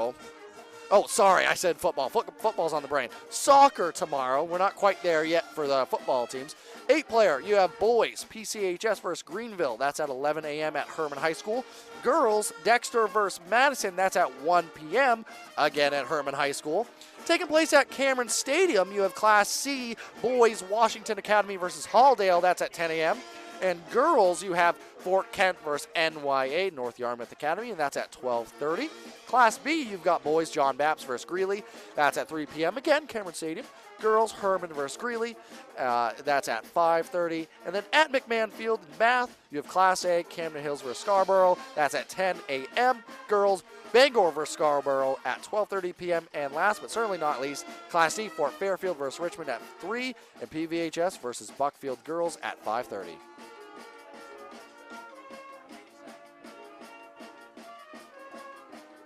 while we're at it, let's get to the field hockey side. That's going to be taking place tomorrow as well. That's going to be at Edward Little High School in Auburn. You have Class B, Belfast versus Yarmouth at 11 a.m. Class A, Brewer versus Cheverus. That's at 1 p.m. And Class C, Dexter versus Winthrop. That is at 3 p.m. Chris, with that, let's return kind of this first half of action. What did we see and how did we get to this place of 23-0 Ponies lead? Well, the Ponies scored 16 points in the second quarter, but first off, in the first quarter, Landon Smith scored on a 25-yard run. That was 54 seconds into the first quarter, and it was 7-0. In the second, Finn Holmes, 10-yard run. That was after an Old Town turnover. 10-yard run by Finn Holmes. That was a minute, 2 seconds into the second quarter, made it 14-0. They made it 16-0 when Old Town went to punt, but the snap went over the head of Ethan Clausen into the end zone. He knocked it out of the back of the end zone, so it was a safety. It was 16-0 Ponies. And then Griffin Caruso finished off that first half scoring with a short 1-yard run with 4:15 left in the second quarter, and that's how we got to 23-0. That is the math. That is how we did it. They put a little extra time up on the halftime clock here when one unit returns the field a little bit late. So now there is 2:25 remaining here in the halftime show and clock. Chris, you do a lot here for Eastern Maine Sports Media, but you especially do a lot at the collegiate level, which, one, thank you, because it's a lot of fun and you add a lot for our viewers. But what's been going on? What's kind of been the pulse of, especially at the University of Maine, which I know you have a lot of experience with, what's been going on? Well, a lot, actually, and a lot going on this weekend. Everybody's really excited about the start for the men's hockey team. Number 5 in the country. They're down at number 2 Boston College this weekend for 2 games. The first game 0-0 in the second period, 9 minutes into the second period. So standing tall against the Eagles down there is a hard thing to do. And the Black Bears are showing their national prominence early in this season. Tomorrow, again, a lot going on in the area. Maine football's hosting a conference game against Bryant. Got Husson women's soccer hosting the North Atlantic Conference Championship game against SUNY Delhi. That, I believe, is a 1 o'clock start over in Bangor. And then on Sunday, you got men's basketball at Brown, women's basketball at home against Penn. And then at 3 o'clock, another soccer championship game. Maine's going to try to win their second consecutive America East Championship when they host New Hampshire at 3 o'clock. So no shortage of action, so to speak. Yeah. No. And Chris, where can they help, our viewers help find some of that coverage? Facebook. I post a lot of updates to Facebook. I use Twitter a lot. X, formerly known as Twitter. Post a lot of the updates there. I write a lot of recaps. Just about any collegiate Maine game I write a recap for. So find that all on our social media networks. And you do a great job with it, Chris. And for you folks at home, those social media pages, Facebook, you can find us at Eastern Maine Sports, X or Twitter, like Chris said, Eastern Maine Sports, Instagram at Eastern Maine Sports, and TikTok, you guessed it, Eastern Maine Sports. And where you're watching right now on YouTube, we're Eastern Maine Sports Media. And if you're watching right now and you haven't already, please consider subscribing to the YouTube channel. It's completely free to do so, and it's a great way to help support us and in turn help support these Maine high school athletes. But if you want to take your support beyond that, please feel free. You do not have to, but you can also join and become a member. It is a great additional way to help support us here at Eastern Maine Sports Media. But again, not a requirement, but if you feel so inclined. But if you are a local business and you would like to join as a sponsor for any of our coverage, especially as we have the winter season upcoming, you can contact Mark Calvin at easternmainsports@gmail.com, or you can reach out over Facebook on the Eastern Maine Sports page, and that's a great way to get in touch with us as well. Couple of scores to pass along. We talked about the Bangor-Lewiston game earlier. Bangor has a 15-14 lead over the Blue Devils down at Lewiston. That's at the end of the third quarter. Herman in a Class C semifinals up 18-0 on Oceanside at halftime. And the juggernaut down south in the 8-man small school, OOB, Old Orchard Beach, advancing to another state championship. They win 60-14 over Sockopee Valley. Sorry, Mark, ex-Sockopee Valley graduate. Sorry I had to pass that along. So little trash talk from the cameraman and producer up here. But we return to the action out there on the field. It is Old Town starting with the second half kickoff. Again, FA won the opening coin toss and elected to receive. So, Old Town. Chris, What does this drive, what does this first set of plays need to look like for Old Town here? They need to get on the board.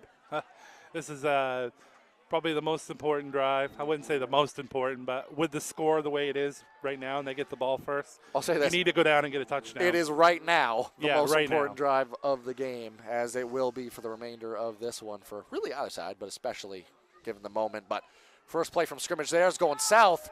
Gang of tacklers involved on the action there for the Ponies. I'll tell you, early on, Old Town really did a good job running the football, and Foxcroft has really taken that away. They've started to pin the ears back a little bit, and they're getting after it.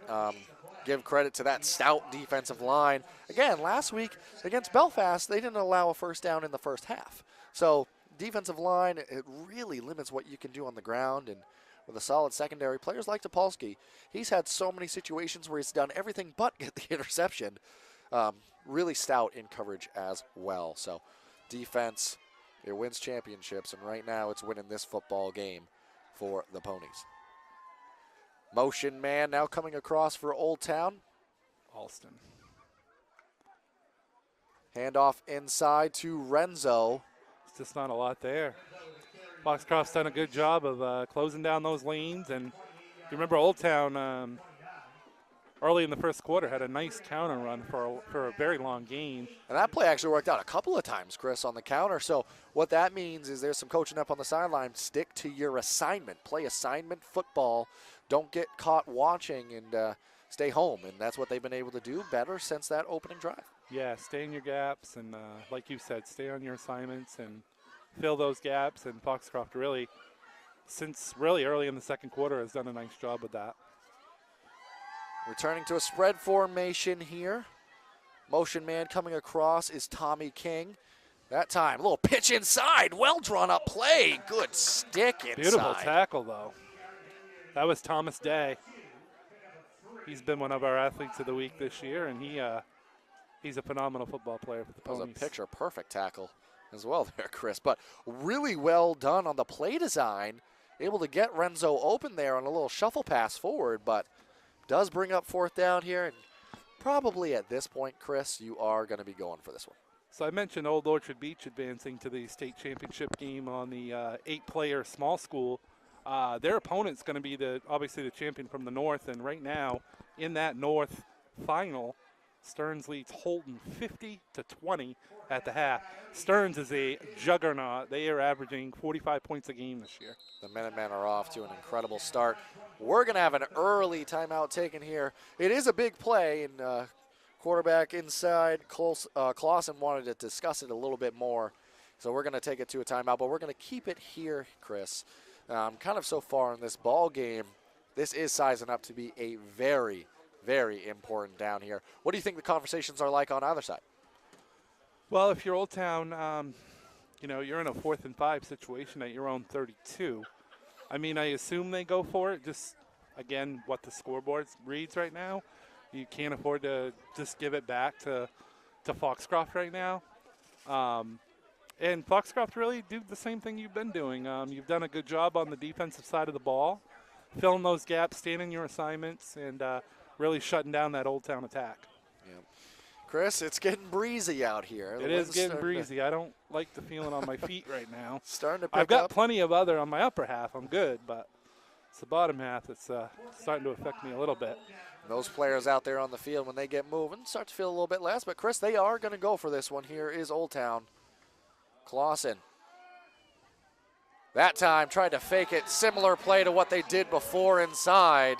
And that was a deflection by Stephen Lee, I'm sorry, for Foxcroft Academy. Defensive lineman got his big bear paws up in the way and knocked that one down. Yes, he did. And Clausen was clamoring for maybe a penalty there or hold in the backfield. But the thing is, when that's play being set up behind the line of scrimmage, those players can be hounded and harassed and don't need a ton of space to be able to work with the same way a receiver would out in space beyond the line of scrimmage there, Chris. Yeah, absolutely.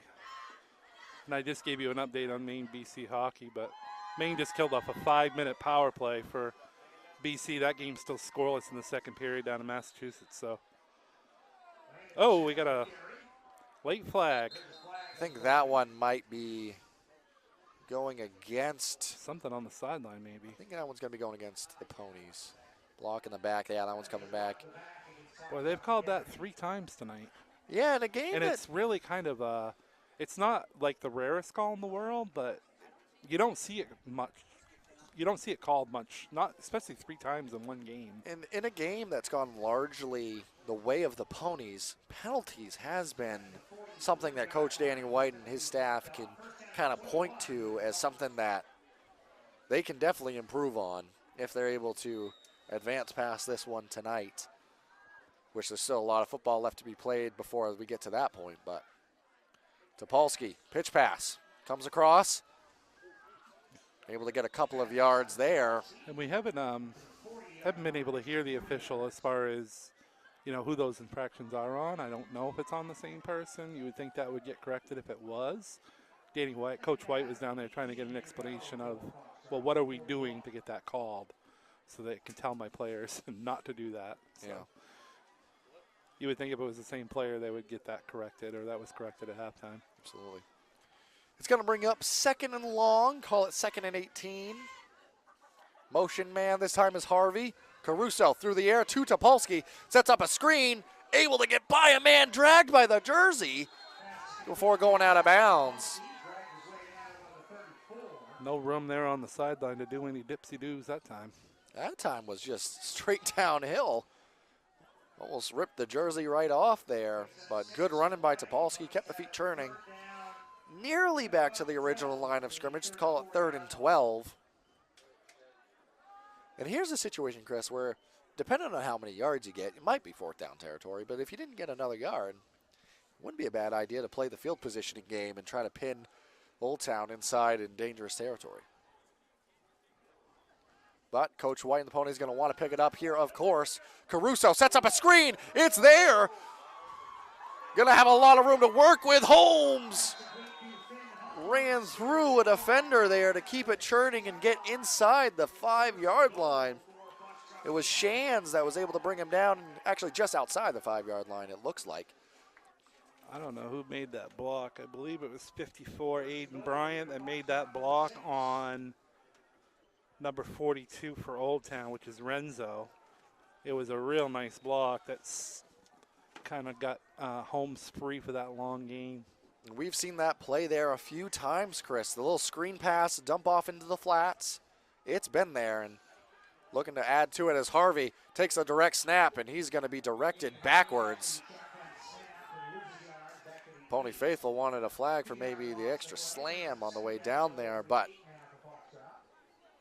all the same, it's just going to be a 2nd down opportunity here.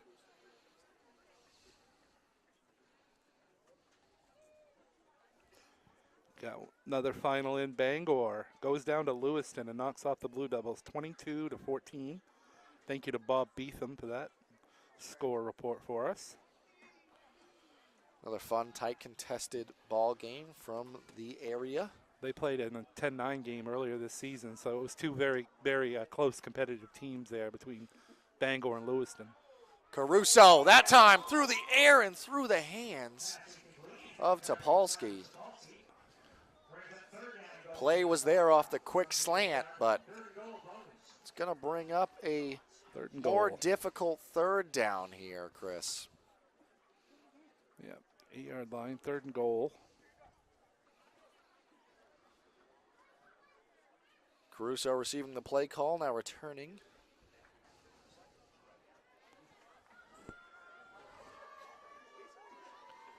Out of shotgun now. Handoff inside. That time went to Holmes.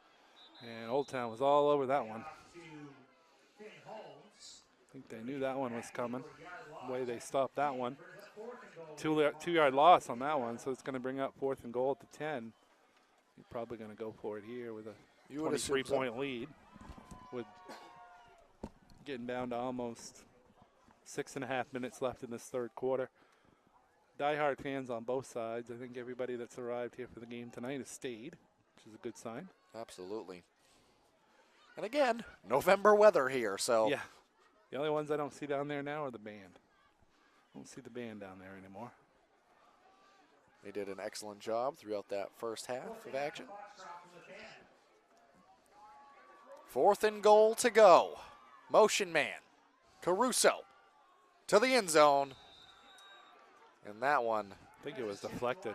Yeah, it was deflected right at the line. So good for Old Town to come up with that stop. And again, there's still a lot of time to play, Zach. You got over 6 minutes left in the third quarter, and still another 12 to play after that. That's 18 minutes and 10 seconds. Quick math. That's a lot of time. And it's only a 3-possession game if you include the 2-point conversions.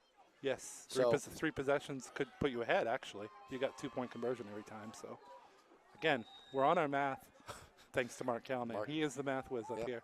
He's rubbing off on us up here in the booth. Doing a great job producing and doing the camera work. Oh, very nice tackle there. Give a lot of credit to the interior. I've said it a few times, but it deserves to be mentioned. The interior of this Ponies D-line, it's been stout here. I mean, Old Town in the first half had a couple long runs, but I would dare to say that probably about 3 or 4 minutes into the second since then, I don't think they've gotten 30 yards rushing, probably total. So, again, it's that Foxcroft defense, and they say defense wins championships. So, Foxcroft showing what they can do on the defensive side of the ball again. That time, Renzo. Yeah, there's nothing there. Same I think idea. if you're Old Town at this point, you really have to go 4 wide and really think about throwing the ball. Might not be their strong suit. I know it's not, because I did watch a game earlier this year on TV with Old Town and John Bapst, and I know the run game is a strong suit of theirs, but in this situation, you really got to kind of change it up at this point. So, and there has been some success through the air and plays that were there that weren't connected on, but the opportunity existed. But Clausen now, he's going to roll to his right. That time is through the air, and that time is caught. Sands able to connect on some heavy contact, but that's going to be enough for a first down. Good catch and control by Shands, able to pick up the first. This guy we talked about earlier, he's got great size, obviously great hands. He's made 2 outstanding catches. That could be a guy you could lean on here going ahead here in the rest of this game, Zach. And Clausen's had some success rolling out to his right as well, and let's not forget about the QB scamper, we'll use the word again, that he was able to pick up a first down on. So he's got done the speed. good to his right and his left. He picked up a first down earlier on a 4th down that he went to his left and really showed his speed along that far sideline. See what they elect to do. Maybe some confusion right now. Got 3 trips, 1 far to his left. That time a straight drop back, all kinds of time. Clausen along the sideline just elects to throw that one out of play. Knocked down by Finn Holmes on that play.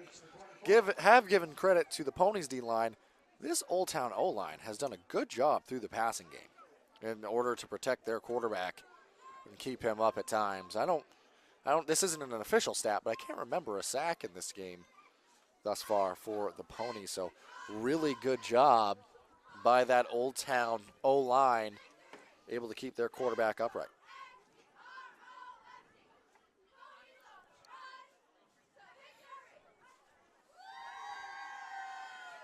Chris, following what you said, Coach Beal and Old Town, they might be going to more of a pass-centric system.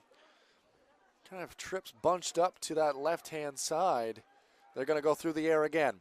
That time, caught and heavy contact. But it was controlled. Who was the tackle by? Was that number 4? For I think Sickler. Foxcroft. Yeah, Sickler, yeah. Able to make the strong contact over there. I mean, as soon as I said that, they definitely changed the formations, and I said it was time. I mean, it's a 23-0 game, late third quarter. You really have to do something. Yeah. And this creates a more manageable 4th down situation if it comes to that now, because essentially at this point there is time left in this game, but now with 3:15 left in this third quarter, you got to try to find your way to the end zone. And Clausen, he looks like he's trying to keep that one. Had a tackle blown up, or a block blown up, I meant to say, and Clausen slid down there before being brought down. It was Lucas Sands in tow, and Chris, I mentioned it was a manageable 3rd down. Not as quite manageable anymore. So I think he lost 6 yards on that one, so it's going to set up 4th and 9. And that looked like a designed run there, Chris. So not able to throw it away because no one to throw it to in that situation. A late substitution. Looks like they're going to go with the special teams unit here, Chris. I'd be surprised if they didn't go for it, but, I mean, really, it's just a tough call either way, really. They are going to kick it away. It's going to take a Old Town bounce. Kick that one away from Topolsky. He can be pretty dangerous through the air. Did not want to let him get anything going there. Special shout out to one of our broadcast sponsors, Black Bear Crane. Black Bear Crane is a family-owned and operated crane and rigging service provider located in Herman, covering the state of Maine with cranes from 27 to 240 tons, from roof trusses, HVAC units, steel and precast erection, to modular home and communications equipment. Call 977-BEAR today. Thank you to them. Thank you to all the sponsors who have helped make these broadcasts free and available for everyone watching at home. Another high school final score from down in southern Maine. Looks like we had the Kennebec Rams knocking off Marshwood 29-27 in overtime. Kennebec stopped Marshwood on a 2-point conversion in overtime to pick up that win. And good news, Maine hockey up 1-0 on BC with 2 minutes left in the second period. So great start to the weekend for the Black Bears and good start for several high school football teams in this area. And now Caruso, some issues with the snap, delayed the handoff. Whistle was blown, so that ball, although on the turf, not going to go anywhere. That's going to bring up 3rd and long here on the miscue. Clock continues to move along. 1:21 remaining in what's been a scoreless third quarter of action.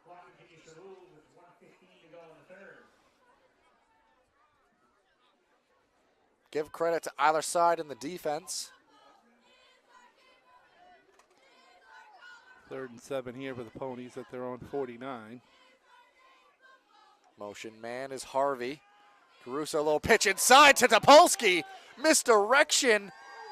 Oh, I think he dropped the ball and picked it back up. He didn't miss a beat. He just went down, scooped it up, kept running. When you're Silas Topolsky, you can do some things out there on the field that other people might not be able to do. And right there, he did what needed to be done and picked up a first down for the Ponies, but what a play it took to get there.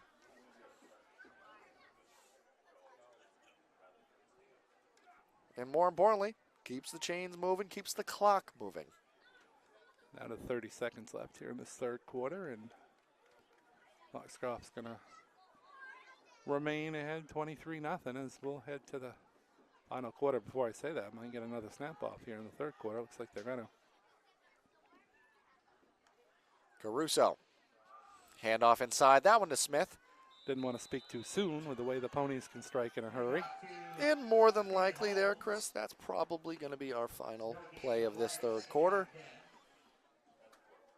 And that is going to do it for the third quarter of action. Scoreless quarter, but the Ponies, they still lead 23-0 over Old Town. We'll be back with you for the fourth quarter of this semifinal action. Brothers Meats is a family-owned and operated business located in Guilford, Maine. We operate a local retail meat market along with a slaughterhouse, smokehouse, and processing plants. Herring Brothers has all sorts of meats from already pre-cut all the way to cutting it right on the spot for you. Also, while you're there, don't forget to try their wicked good beef jerky that is made right in Guilford, Maine. Call them at 207-876-4395 or visit them at 346 Water Street Monday through Saturday from 8 a.m. to 4 p.m. And stop by Kimball Insurance for all your insurance needs. Whether it be auto, home, farm, business, life, or health insurance, we have you covered. Our agents are ready to serve you and help you with your needs. Visit us at Kimball Insurance at 91 Main Street in Sangerville, Maine, online at KimballInsuranceAgency.com, or visit us on Facebook to see what we can do for you. Kimball's, your insurance is our business. Welcome back here now as we prepare for the fourth quarter of this Class D semifinal action between the Foxcroft Academy Ponies and the Old Town Coyotes. It is the Ponies. They lead 23-0 here as they get ready for their first play from scrimmage of this fourth and final quarter. Caruso, handoff inside, that one to Smith. Smith, nice hard run, able to get some yards. Going to bring up a 3rd and long situation here.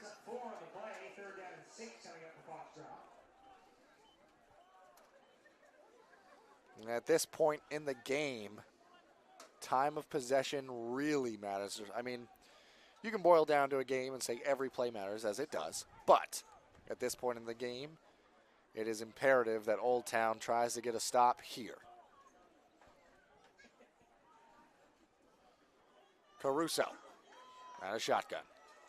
Handoff inside, that time to Holmes. Holmes running downhill. He picks up that first down and a little bit more. Dragged down by a pair of tacklers. And a little slow on getting up is Holmes. And he's going to check out of the ball game. Be seen by staff on the sideline here real quick.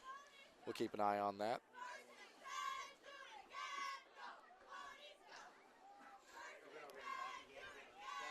I believe it was Harvey who checked in to replace Holmes. Trip spread to the left side of the offense. Blitz comes and Smith, the handoff, runs right behind it and able to keep the drive moving there. 10:41 remaining in this fourth and final quarter.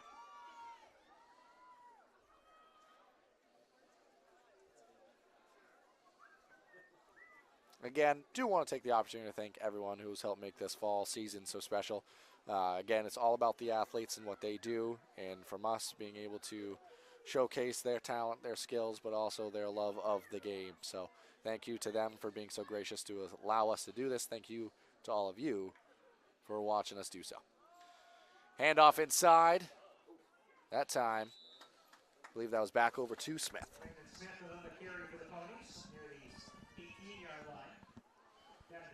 Do want to give an additional shout out to the school here at Foxcroft Academy for being gracious enough to allow us to cover a lot of these football games, but field hockey action as well, and just in general being welcoming and inviting of us and allowing us to broadcast games for not just their athletes, but the visiting athletes as well. It's been a pleasure to do that during this fall season. Handoff inside once again, Caruso. Back to Smith, able to get a chunk of yards there, but that's going to bring up 4th down, it appears. So in one half of the approach here, you're keeping the clock moving, but you're still looking to pick up a 1st down.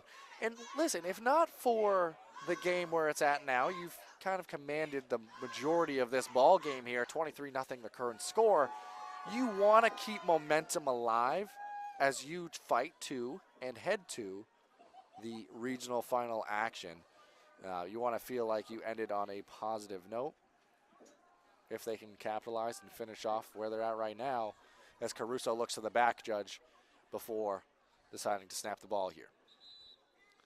And before we get to that point, Coach Danny White, he's going to take a timeout, discuss what they want to draw up on 4th down here. We're going to take it with them and be back with you shortly. Rouse Garage in Dover Foxcroft to discover the difference between walking into a local dealership versus a big dealer that uses high-pressure tactics the second you drive onto the lot. From selling you a vehicle to servicing your vehicle, Rouse Garage will treat you like you are the only customer. While you're there, check out their state-of-the-art automatic car wash. Rouse Garage, call them at 207-564-3434 or visit them at 191 East Main Street in Dover Foxcroft, Maine. Welcome back here now as we approach the remaining 8:44 of the ball game here, as Coach Danny White and the Ponies wanted to discuss this 4th down opportunity a bit more. I believe they're going to go for it in any way here, Chris. It's be a long field goal in any case, but also if you can keep the chains moving, massage off a little bit more time, depending on how much yardage you get, you might even be able to pick up another 1st down before making your way into the end zone. That game will head to the 3rd period down at Chestnut Hill with Maine men's hockey up 1-0 on Boston College, and Josh Nadeau scored the goal for the Black Bears. So Gotta love the start for Maine men's hockey this year. Came in 6-0-1 into this game tonight with BC. We're going to have a flag here in this one. Did look a little bit interesting out of the backfield there, and that's going to change the math a little bit. There's another penalty against the Ponies here, that time a false start. I don't have an official tally here, Chris, but in a game that's been fairly dominated. It's been penalty filled for sure. It has indeed. A lot of them big ones as well. Yeah, Foxcroft, yeah. Chop block, personal fouls. I was going to say, I think Foxcroft has had quite a few more yards and penalties than Old Town has, but on the scoreboard it has not mattered much. But this game could be, this game could be 37-0 or 44-0 without some of those penalty calls. And those are the margins that matter. And took Caruso a little bit to get the play call there.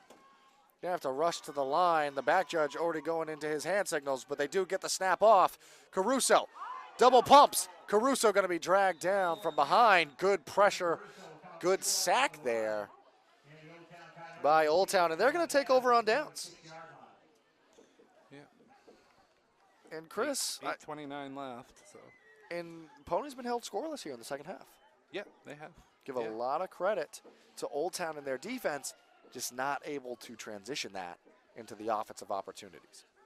Again, I think you'll probably see Old Town here in another situation where you'll go 3 or 4 wide, and really like that kid Brandon Chance for Old Town. I think he can provide some big plays for the Coyotes. Absolutely. He's got good size, good hands. Said that a few times tonight. Interesting formation here, Chris. Yeah, three right behind the line. It was a direct snap to not the quarterback. It was Alston, instead of. I will say, there have been some very interesting plays. Very creative plays. Very creative. Coach Beal and his staff have done a good job of drawing up some different looks.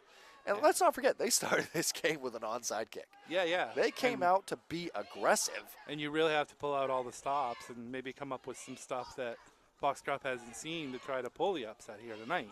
Unfortunately, it hasn't worked, but very interesting calls, again, by Coach Beal. They're going back to it. They're going to go back to that same formation. I'm not even quite sure what to call that formation, if I'm honest with you, Chris. But they're going to hand it off this time. That's going to be to Renzo. And Renzo able to get some yardage.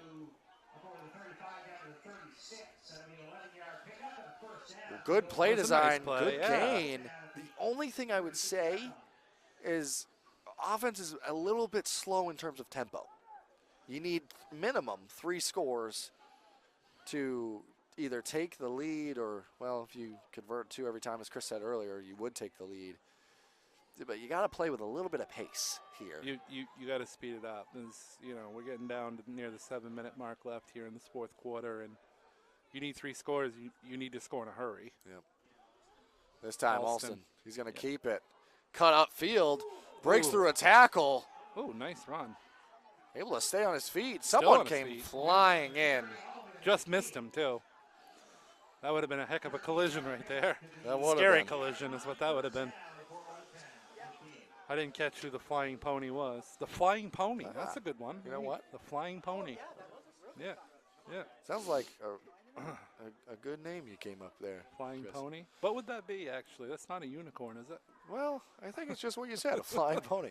We'll leave it there. I don't know how we got onto mystical animals here somehow in the broadcast, but it can happen. It can.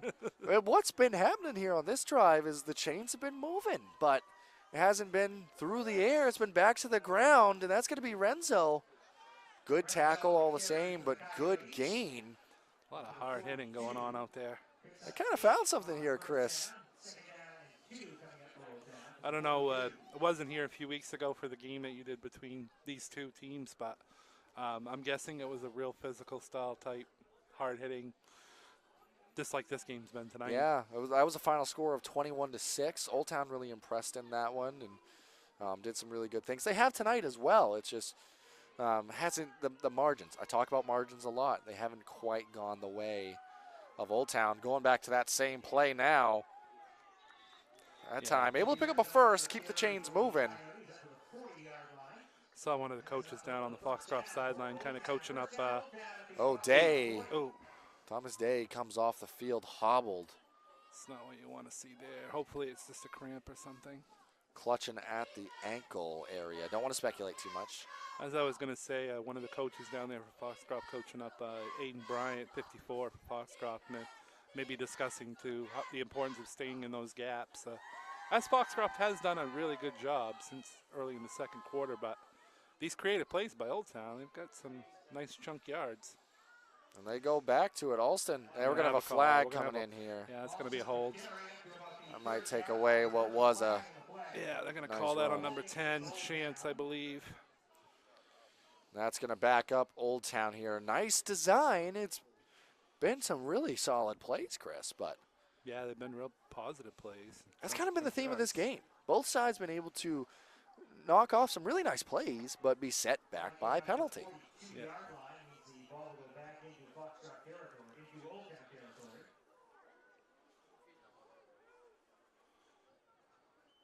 Not so much on the high school circuit, but, like when you watch games and even college sometimes, but especially pro games, I mean, honestly, is there like a penalty call like on every play or every other? It's tell you like what, so many. Every NFL kickoff. Yeah. Every NFL kickoff. Yep. It's gotten out of hand, really. The pro games changed some of their rules and definitely haven't cut down on any penalty flags, that's for sure. Clock gotten worse. continues to move in this one, Chris, as they're going to go back to this same formation. That time a fake. Able to pick up maybe a yard or get back to the original line of scrimmage. But, Chris, now they're averaging, you ready for some math? I'm going to bring out some interesting math here. Down 3 scores, 5 minutes left to play. And that means you have to average less than 2 minutes a drive. And it's starting to look like the math there is going to be difficult to overcome. But And I believe if Foxcroft holds on to win, I believe the Winslow-John Bapt's game is tomorrow, I believe, at Winslow. So Ponies won't know for another 12 hours before they find out who their opponent is, or over 12 hours, actually. we have a timeout on the field. Coach Beal and Old Town going to talk this one over. Probably drop a play and discuss how they want to approach these final 4 minutes and 50 seconds. Want to say this broadcast is brought to you by Herring Brothers out of Guilford, Rouse Garage out of Dover Foxcroft, Kimball Insurance out of Sangerville, Ames Chiropractic out of Dexter, Ideal Energy Solutions of Dover Foxcroft, Black Bear Crane out of Herman, and Maine's Highlands Federal Credit Union. Again, want to thank you all for joining us in what's been an incredibly fun-filled fall season. That's a large part due to you guys joining along and joining for the journey. And again, I want to thank all these high school athletes for what they do and what they've done throughout this fall season. And again, there's still some games left to be played, but this being our final broadcast, I do want to take the time and opportunity to thank them for what they perform.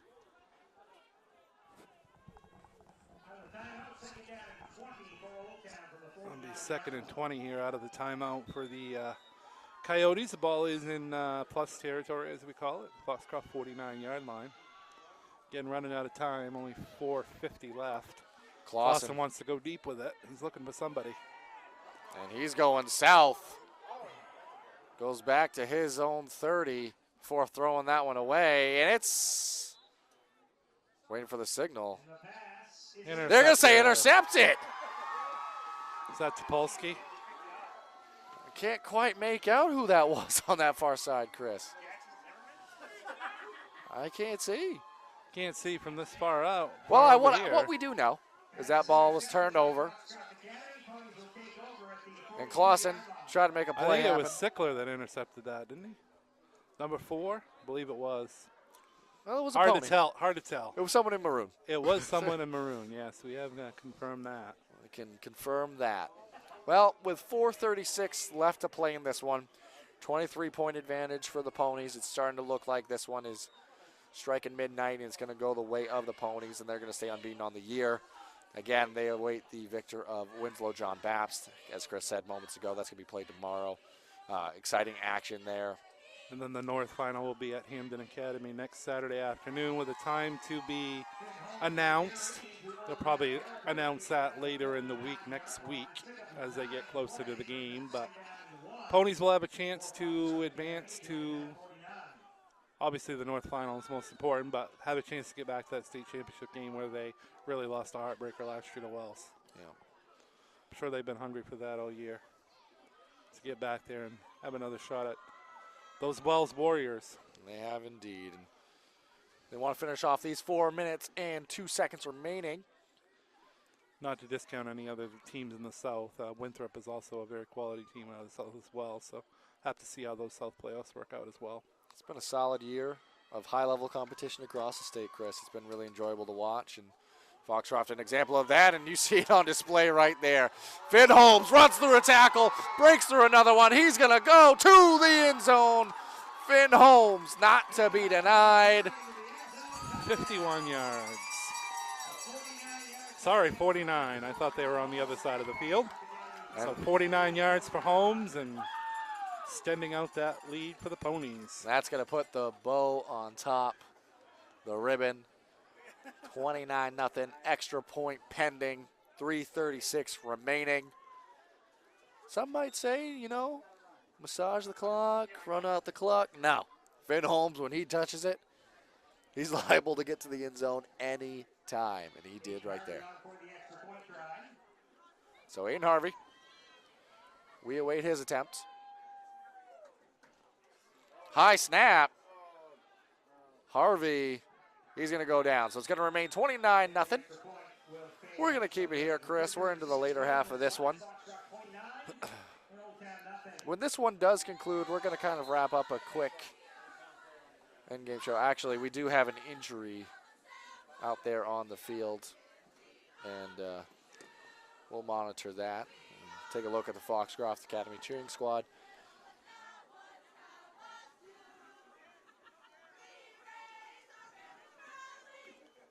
Giving us a little bit of the school song here at Foxcroft Academy. They've done an excellent job as well. I mean, cold conditions, they've been out there performing and doing very well throughout this year. I think a lot of, too, when it gets a little bit chillier, some of these players might have some cramping going on. Some of those ligaments don't move as well in the colder weather. I don't think my ligaments move at all in the cold weather, Chris. As I'm approaching 50 years of age, mine don't work like they did 20 years ago either. I will say player was able to, again, trying to make out a jersey number along that far side, but able to get to his feet. I think it might have been, it's hard to tell from here actually, 44 maybe?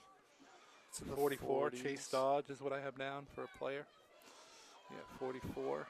In any case, they are leaving the field under their own power, exiting to the sideline. So we're going to await the kickoff here in just a moment from Aiden Harvey and the Ponies. Chris, probably now you'll see some of those starters come out for the Ponies in this final 3 minutes and 36 seconds. You want to keep your players fresh. You want to keep them engaged and playing for a majority of the game. But at this point, it's probably safe to take some of those folks out. Yeah, you don't want to, take a chance of an injury late in the game. That's already been decided. And speak about Old Town a little bit. I mean, they have a lot to be proud of. They built a lot this year. They played a real tight game here several weeks ago in Foxcroft, and they did some good things out here tonight. It just didn't go their way. Weren't able to crack the scoreboard tonight, but they should be proud of what they built. And if I'm reading their program correctly, I only see 6 seniors. Yeah, okay. So, wow, that's a team that could be a force here in Class D for, next several years. A lot to build off on this season. Again, several weeks ago, they played real tight here, 21-6 loss to Foxcroft. Tonight, they did some real good things. They just weren't able to find the end zone and weren't able to stop the Ponies when it mattered most. So, should be proud of a great Coyote season. Absolutely. Holmes has exited for the Ponies. You see him along the sideline. I believe Aiden Harvey made his way over to the sideline as well. Stephen Lee as well. He's over on the sideline for the Ponies. And we're going to see Old Town try to capitalize on what was a promising drive at times during their previous drive. And there's that double counter that Old Town kind of ran early in the game too, and I think they run it 1 or 2 times here in the fourth quarter. That's a nice little game there on that one. They've had some nice chunk plays with that formation. And they get some more right there. Yeah, it was Renzo on the run. About 6-yard gain. Get down to about the 3-minute mark here. It's going to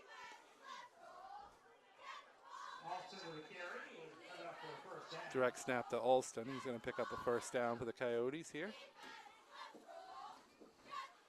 Keeps maybe something you can, you can kind of punch one here at the end. It makes you feel a little bit better about the final result. Absolutely.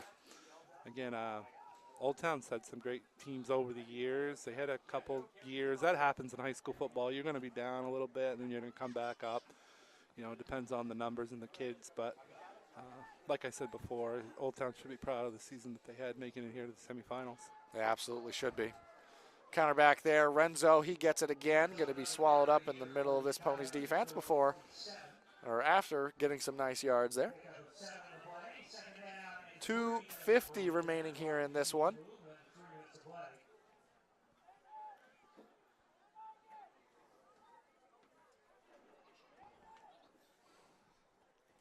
Old Town. This formation has had some success. That time almost over the head, but Alston able to corral it to the sideline now. Able to get past the yard marker there. Picks up a first down.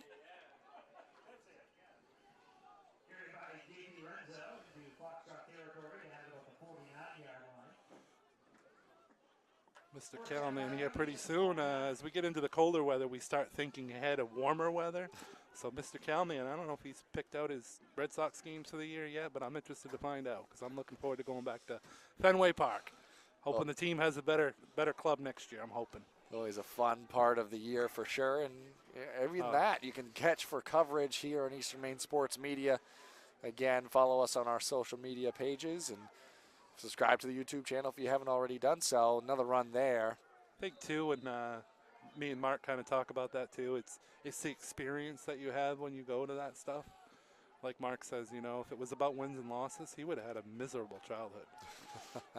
It's not always about wins and losses. It's you're always going to remember those times. Absolutely. Going with one of your good friends and just having a good day out at the ballpark. Yeah, absolutely. Same way these Maine high school athletes, they feel that same way, or they should, is the memories and the experiences. Those are the things that never go away, never leave you. As we are now under 2 minutes remaining, 1:51 to be exact. It's going to bring up third down here. I can't believe with Mark Kalman's dedication to the Red Sox that he hasn't become at least a part owner yet. But there's still time. Still time. Still time. Still time. As we start to wind down this one, obviously still some football and some plays left to be made here as we see the handoff over to Renzo that time. Cuts back before being brought down. We are going to start to wind down and have more of an expedited end to this game as it starts to reach its conclusion here. Fourth down coming up. Chris, really a game that was dominated by, I'd say, especially the defense of the Ponies. Kind of a bend but don't break mentality there at points in that first half, and really taking over in that second quarter, which has been the difference in this ball game. Yeah, it certainly was. And Old Town had some great positive plays in that first quarter, and Foxcroft did get a touchdown to go up 7-0, but the second quarter is what really decided this game. That's when the Foxcroft defense started to take over, and they scored 16 points in that second period and raced out to a 23-0 halftime lead. And here we are, 29-0 with less than a minute to go in the fourth quarter. But, yeah, defense wins championships, and Foxcroft's hoping to keep this momentum going into the North Final and hopefully getting another chance at a state championship come a few weeks from now. Absolutely. And clock continues to move. Now 35 seconds remaining. Nice cutback. Opportunity in the middle of the field. Renzo able to get a chunk of yards, and that first down does stop the clock, so the chains can reset there.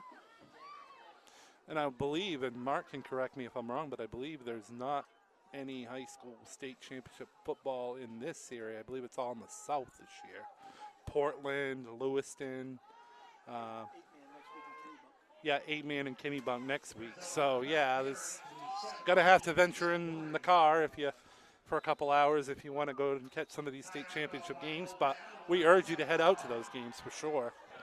Coach Beal and Old Town elect to take a timeout with 11 seconds remaining here. Try to drop a play and end your season with a scoring opportunity.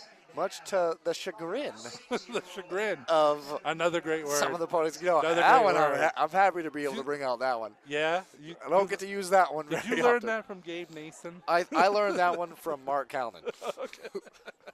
Up here next to me. All right. I think insane would be, if you said insane, then that would definitely be Gabe, or absolutely. That would definitely. There I go again, knocking the audio out. Well, I think that might have been Gabe from a distance. That was Gabe, yeah. Telling us to stop talking. Don't talk about me. But Coach Beal and the Coyotes, they're going to talk about what they want to draw up for this, I assume, last play at this point. Unless they want to take another one. They got another one to use. They might try to capitalize. And I was told Old Town's, just out of respect, is going to take a knee here at the end. So that's what they've chose to do. So interesting. Yeah, and not sure why they needed a timeout to decide that, but that's the way it's going to end, Zach. Well, nice respectful decision there. So that is going to conclude the action here at Foxcroft Academy. The Ponies, they're going to advance to the Class D Regional Final with a 29-0 victory over the Old Town Coyotes. It's been fun. It's been a fall season filled with fun. And Chris, this was fun. Again, was fun. Appreciate you all. My name's Zach White, was able to do the game with Chris Lesnar. We've had Mark Calnan producing and doing the camera work for you all. One more thing, Zach, remains up 2-0 in the third period. So way to go, men's hockey. I'm excited. Can you tell? I can tell, indeed. And things to be excited about across the area. We'll have more coverage coming to you soon. And your next broadcast, December 6th, Panquist, Dexter, doubleheader, starting at 5:30. Stay tuned. We'll be back with you then.